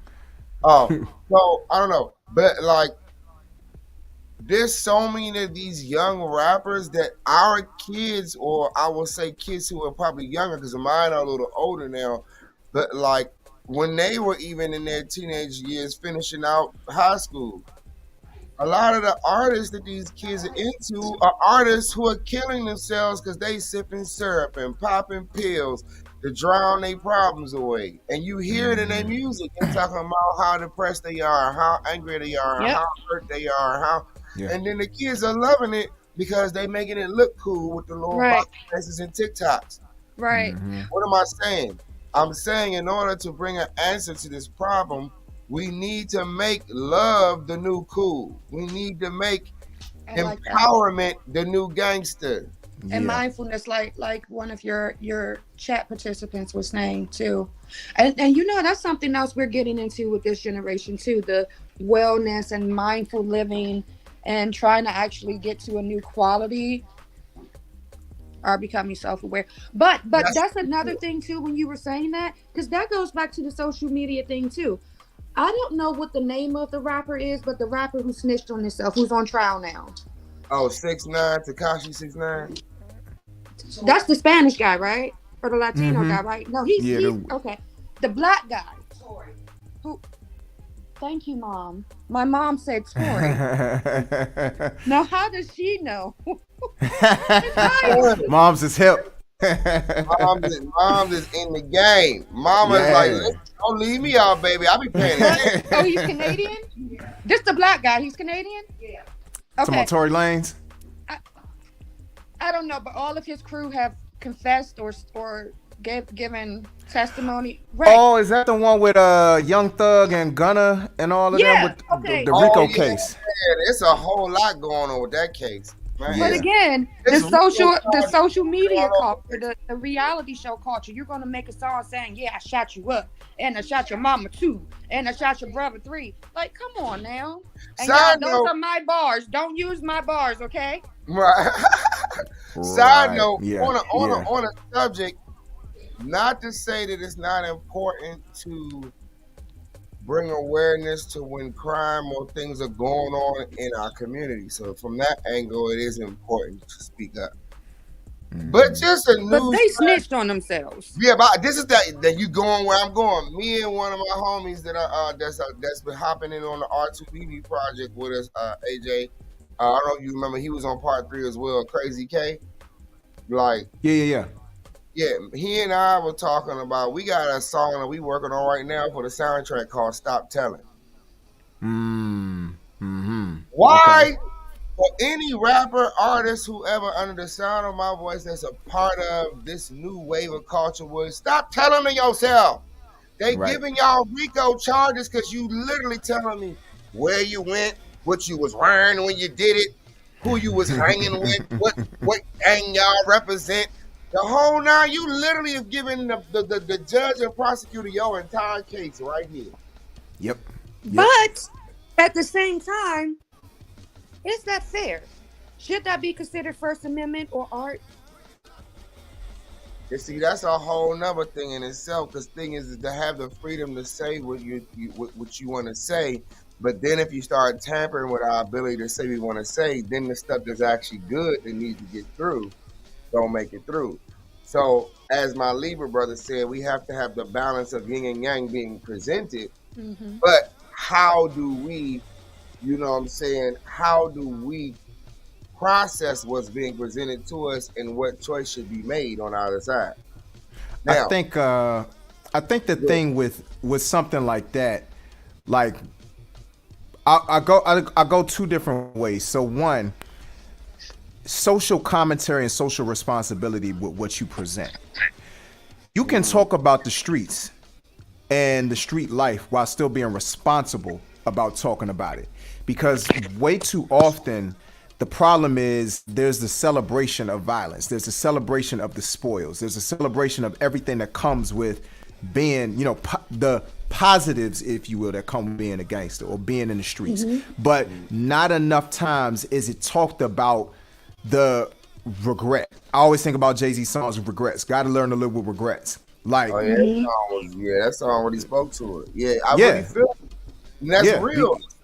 Do we really understand that dynamic? Exactly, and that's are we aware of it.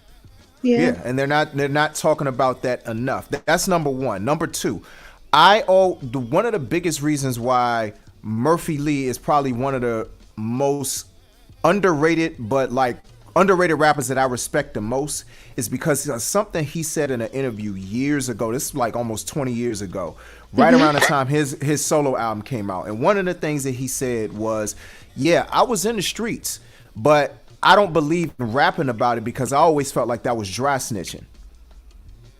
He's not wrong. Yeah, because you're literally going to your point, bro.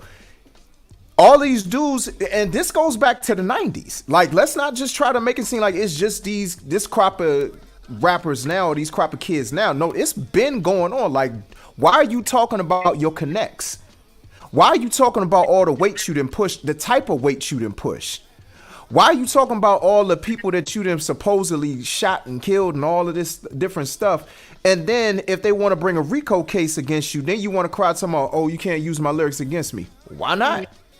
This is what you said. You supposed to be some kind of Well, sort of I hardcore gangster. You know what? I would say at the same token, the difference between the 90s and now is in the 90s they wasn't saying actual people's names of who and where they was at. They would talk about maybe an address, a general area, and it would be like me and my mans went down to such and such. Now they talking about me and Lamont was going to such and such and such. went to They 625 saying Negroes' took two names businesses and together, address. then drove off in a white How was Merc, you right? doing? Like, no, that's what I These were the mean. Like, tags. Yeah, they're too specific now. They're definitely too specific. Like, see, before the way I look, and this is not to excuse crime in either era, but what I'm saying is that in our era, it was more of the art of storytelling about what they actually experienced, their environment, what it was like, and why. And then you also had them giving you game on how to not get bagged, how to not die, Negro. Right. Like, Right. you know what I'm saying? Like, and so even though we don't condone crime, we also at least respect it. If you gonna be there, at least be smart so you can make it out and go do something different. Like, Yeah, that is we the need you difference. to Make live, sure your kids don't have to be live, there. black man, live. Mm-hmm. But that's to actually add on to what you were saying, Joseph. Part of me feels like it's actually a contradiction, though. So, are we entitled to free speech or are we not? That's the hypocrisy of democracy, my sister. Yeah.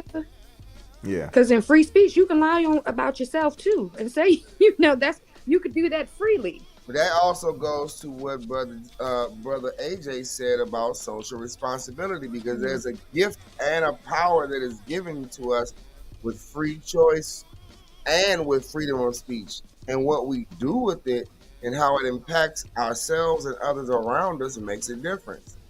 Right. But do we run Right. the risk of taking on that if you don't meet our social standards and with how we think you should be applying your art to the community, then you're going to brand you like a, or the red adulterers A. I would say that we won't put an A on you, but Scarlet you letter get what type. I'm saying, type right? deal. Mm-hmm. Right. So, is it okay to socially brand people according to your standard too? Even though we're talking about kids who don't behave according to a standard we find acceptable, but when you Here's get the to thing. law, it becomes tricky. I tend to focus more not on trying to brand a thing versus how do we define a thing. Okay, dope. Defining a thing can be a tool to kind of give direction to what even a brand should be labeled as. Well, we're branded. That's for sure. One thing, everybody loves Black culture. Everyone wants to absorb the coolness that comes from Black culture, but they don't want the struggle that comes with Right. it. Exactly. And that's Black culture, whether it's Black Latino, Black Portuguese, Black wherever. It's Black culture. Yeah. So here's the thing. The goal in all of this is to quantifiably grab a hold of your dreams and your purpose, and then position yourself to thrust that forward into the earth realm with whatever position you've been given. If we don't know who we are, we can't grab a hold of the power needed to be able to give back. We have a lot of adults who went into their adult life being taught the only thing that they could do is figure out how to get a career that made enough money.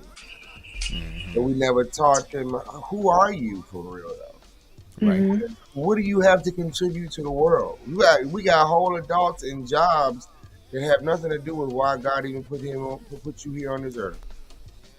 Right. Survival. Yeah, because we're not teaching our children to thrive with hopes, dreams, purpose, and discipline and tenacity to achieve. We're teaching them how to survive, and then in many cases, that's it. Just survive until you make it to the point where you hit it. You either get in position to get, a certain amount of money, or you pretty much grind until you die. That's what we're giving our kids, so they have no image of any hope. We have to teach them Yes, the music is propaganda. Hip hop is the only genre of music that is profitable by upholding stereotypes and perpetuating the narrative of black boogeyman. Come on, sir. Well, Hmm. well, well. Real I talk. forgot what I was about to Yes, say. indeed. Yes. Yeah. America is built on crime and the come up. This is a known fact. The whole thing has been built on crime and come up. By the way, that's why. Oh, yes, that's good. Pritchard Bush had money in the Nazi bank. Pritchard Mm. Bush turned a senator father, a president, and son, and president grandson. Yes, this is true. Stuff Wow. they don't want to talk about.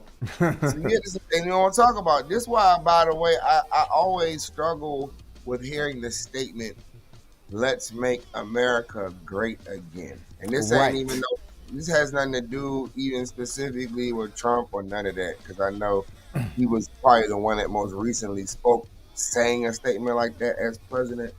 But this is actually more so about how can you make something great. My wife actually said this one time.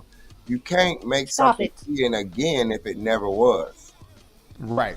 But let me say this. Let me say this.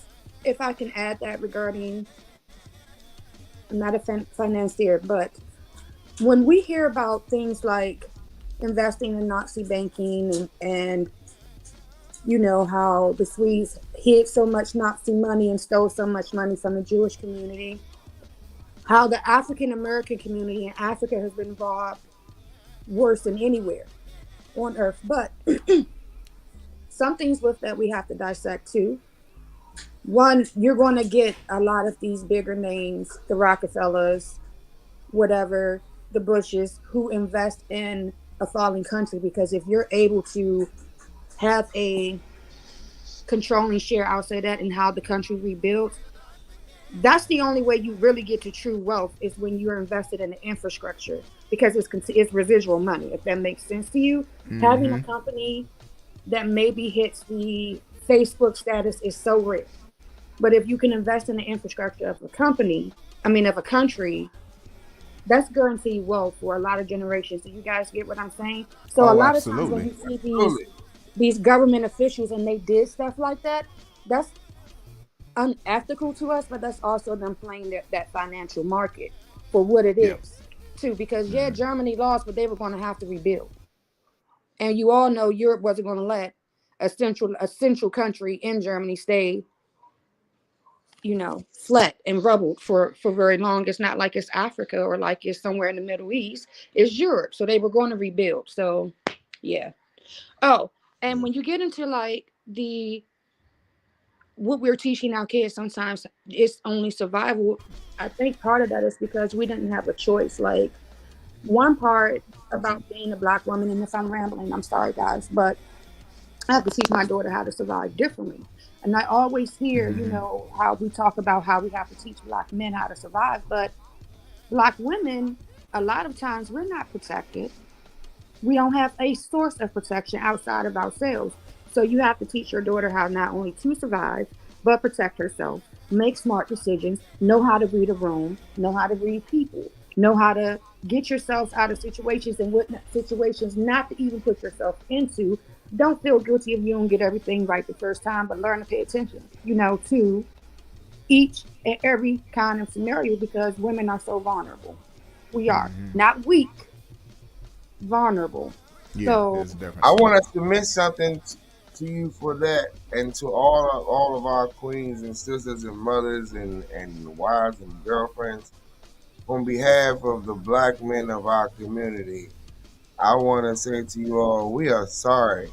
Even if we wasn't there when the thank problem you. started, we are sorry that we have left y'all to feel like y'all got to fend for yourselves. There's something inherently wrong with that picture and that dynamic altogether. Agreed. Agreed. And I, for one, as a man with a family of five who prides myself in learning and growing daily of how to be a better husband, how to be a better father, how to be a better uncle, how to be a better, brother, how to be. I am sorry that you all even have to even take this survival tactic thing. It leaves y'all void of being able to just enjoy. the beauty of your femininity, the Mhm. queenliness of who you all are. There's a reason why, and I know everybody's doing all of what they into these days, and this ain't no bash on the other community. I'm just speaking from the station in which I operate from. I still believe in men and women having families. So that's what I'm saying. As do The- I. As do I. So the we don't need to just keep teaching our young girls how to survive on their own. That's part of the problem. We don't need to teach our young men to survive on their own. That's part of the problem. Because what happens is you become adults and then you act like loners in your marriage or in your relationships with your boyfriend and Hmm. girlfriend. You wonder why Mhm. you hopping in and out of situationships because you don't know how to healthily do relationship. Mhm. Real talk. If you Real can't talk. do relationship in a healthy way, you can't build a healthy family. If you can't build a healthy family, you can't build a healthy village. If you can't build a healthy village, you can't build a healthy community. And back to what my brother said, if you can't build a healthy community, you have no infrastructure to build on at all. I agree. That's right. Yeah. That's So right. we And have to restore the importance of the family. And I will emphasize further, although we are embracing of all cultures and races here, since we specifically talking about Black Broadway and Black excellence, I'm gonna go a little bit step further and say the Black family. that's We right. have been dissipated and discombobulated and contorted for so long, and we know all of it ain't our fault. Most of it started with something that was long before us. However, in this time of renaissance, by the way, which we are historically in, we have to make a shift while the window of open heaven and portal is there for us to do it.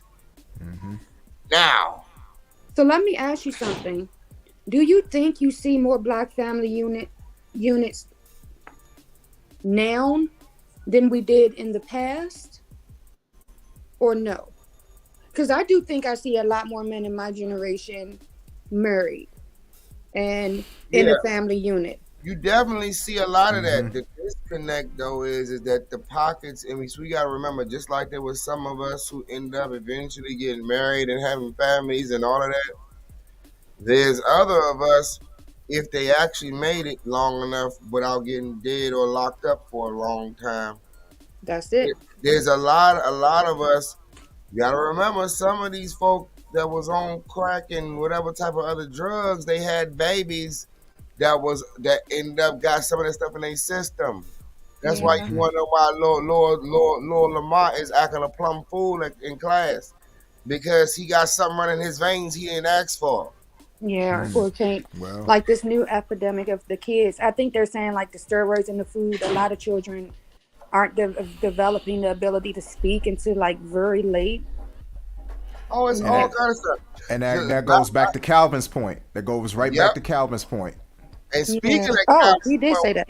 Yeah. speaking of Calvin's point, we actually are going to have a very well-known nutritionist in our black community here who is going to come on the show, very soon to talk about this Awesome. actual dynamic. That is Yeah. awesome. Yeah. When we bring this guest on, y'all, everybody from the black community, mama and them, all of us, y'all need to be on here because we are dealing with a epidemic with us dying from diabetes, high blood pressure, you name it, Hypertension. hypertension, and then now the kids all half the kids all got depression and anxiety, and we just all numbing our pain up with drugs and whatever, just to get by. It's time, my people, hear me. It is time for us to get past the space of just trying to survive and cope. We can't just survive and cope no more. We got to thrive and uprise and elevate. That's right. That's right. We are eagles. We are not pigeons. I'm a commander, sir. Don't ever call me no other team in my division, even though I know you weren't doing Yes, now to that point, if we gonna be commanders, word to the name of the team, the city team. What are we commanding? Let's command ourselves within our own hearts and minds, and let's command in the atmosphere to manifest who we need to be and who we really are, not these pseudo realities that we have made for ourselves just to get by. We are not in slavery no more. We are not in bondage. So let's act like it. Mm-hmm. Shall we? I Let's agree. let's live from a place of the elevated thought.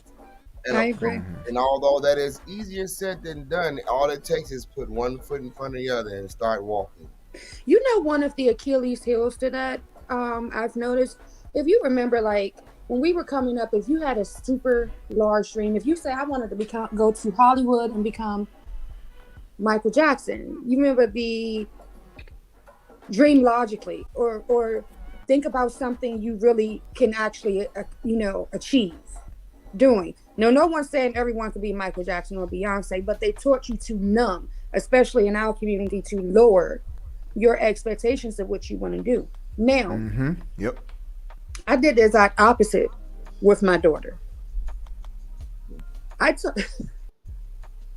I feel like I'm totally West African because I told her from the beginning, you're going to be a doctor.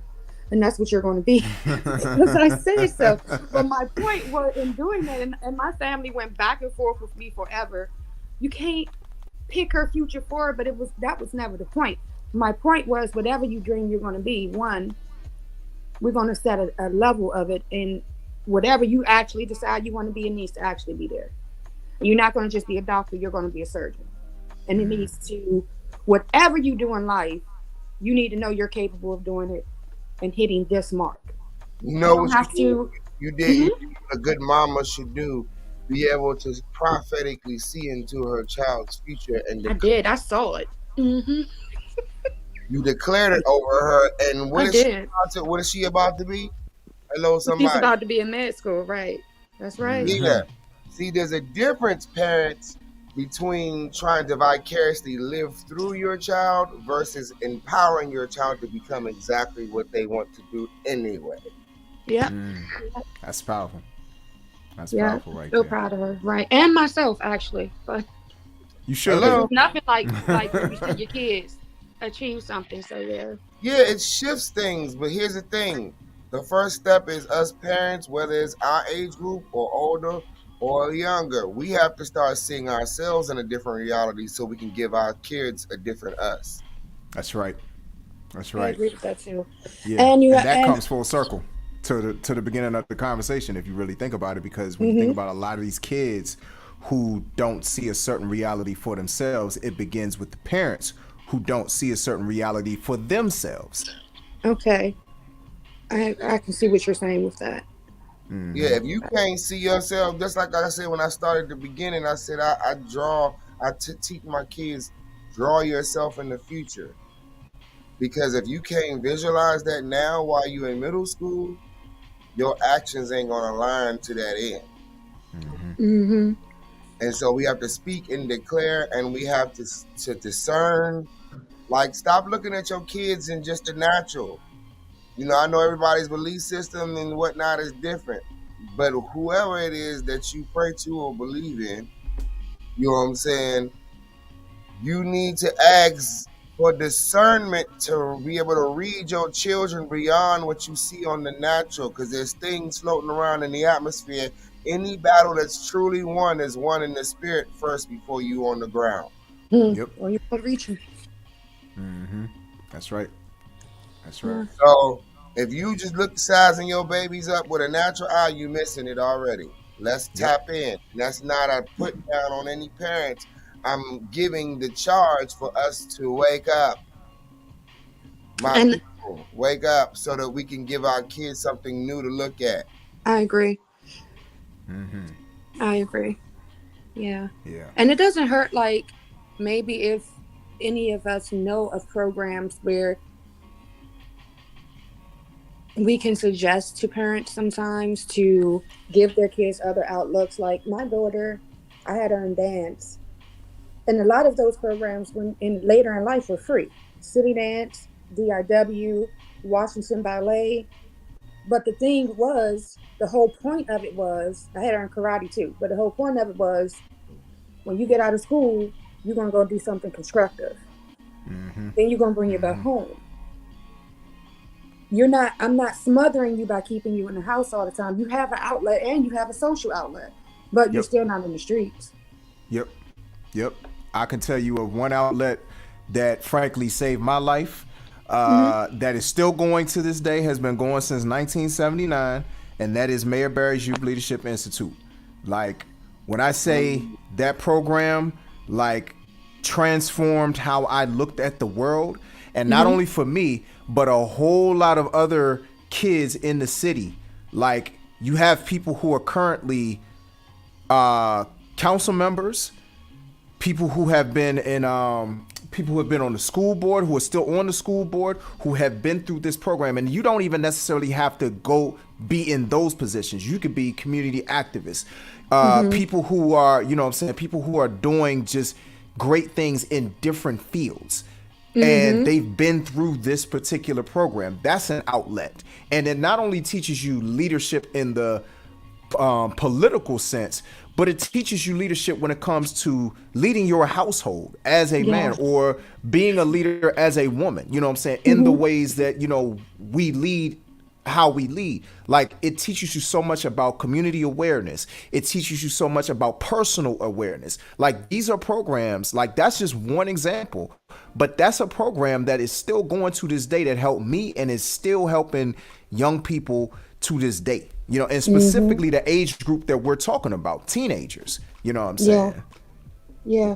And I think you parenting style, what you were saying about that, really is a I think it's an approach a lot of parents don't think about before they have kids and everything that goes into them. But like my parenting style, and I hate to keep referencing myself, but I'm the only reference I have right now. Hey, listen, Um, You're the we on best like the reference you can have. man. I didn't.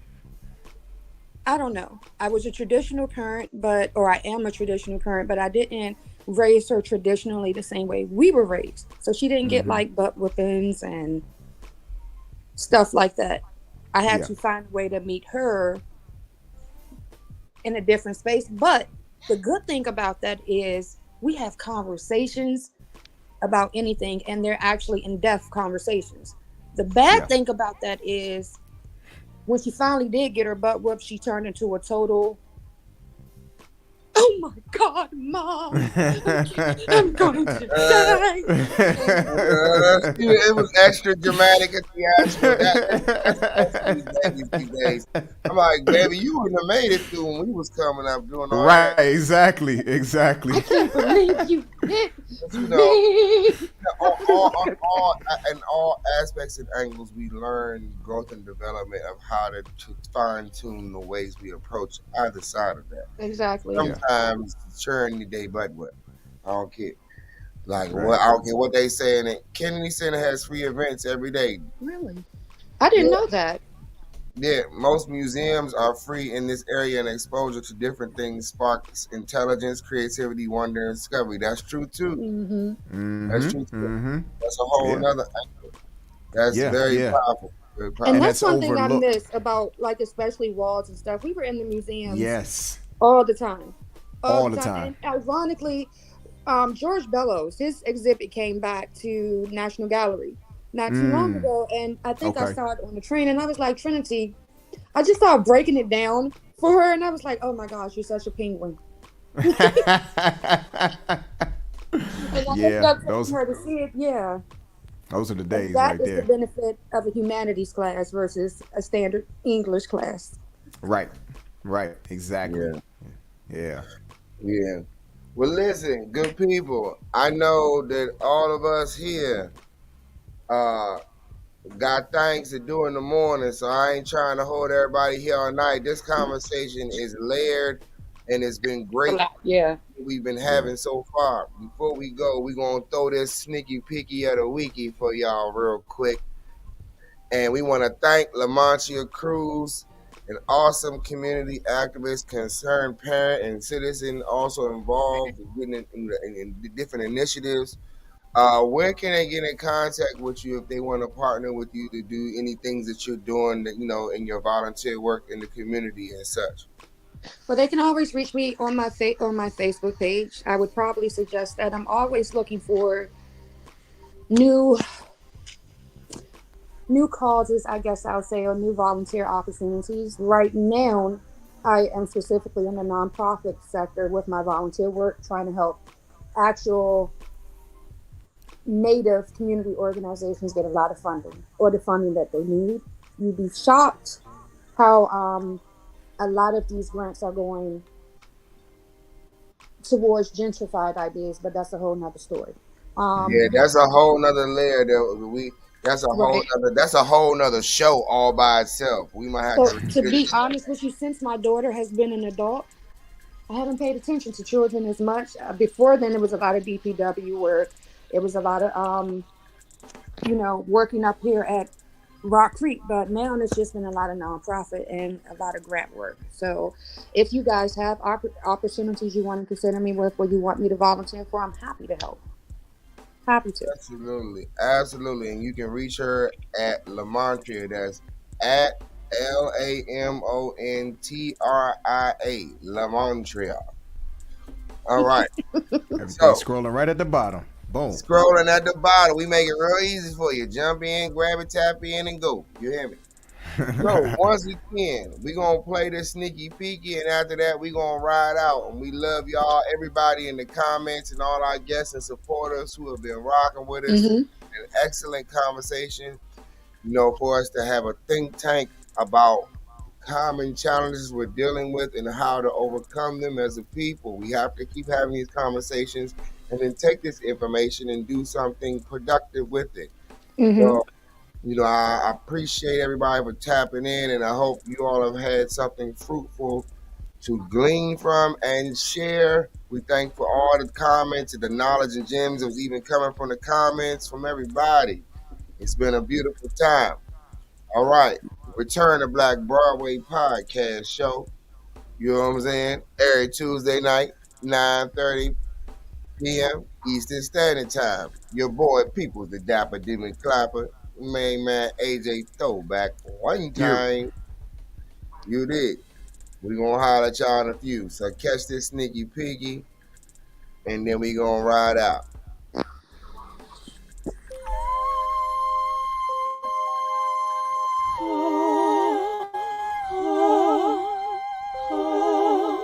By the way, the sneaky piggy is featuring Tamika Love. They gonna give y'all all the songs. That's all these vocals right here.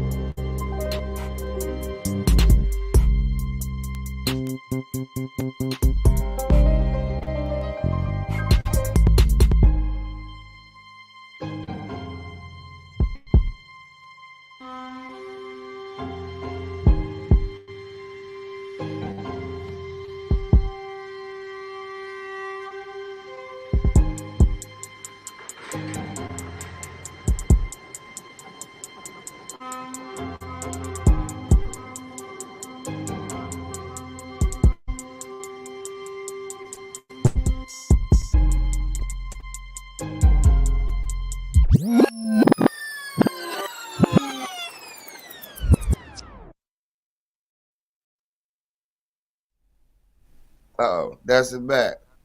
So yeah, that was a little sprinkle of some of what we doing. That was the guest the instruments track at the beginning, in case y'all didn't catch that thread there. But the music, the voice that y'all heard at the beginning coming in, and it also is featured later on that song, is none other than one of the dopest R&B soul artists of the DC DMV area, Tamika Love Jones. Got to show love to the sister queen. This is your boy Peoples in the building. AJ Throwback. Thank you with our guest Lamontria Cruz. Thank you guys. We're gonna And be Absolutely. thank you right Thank for back you, making at me sis. feel comfortable too. I appreciate Yes, it. indeed. Yes, We indeed. told you. I Hey, told you, listen, I we was so family nervous. here. So, all right. Yes, indeed. So we appreciate y'all. We back at y'all next Tuesday, 9:30 p.m. Eastern Standard Time. Return to Black Broadway show. Y'all. God bless, guys. Peace.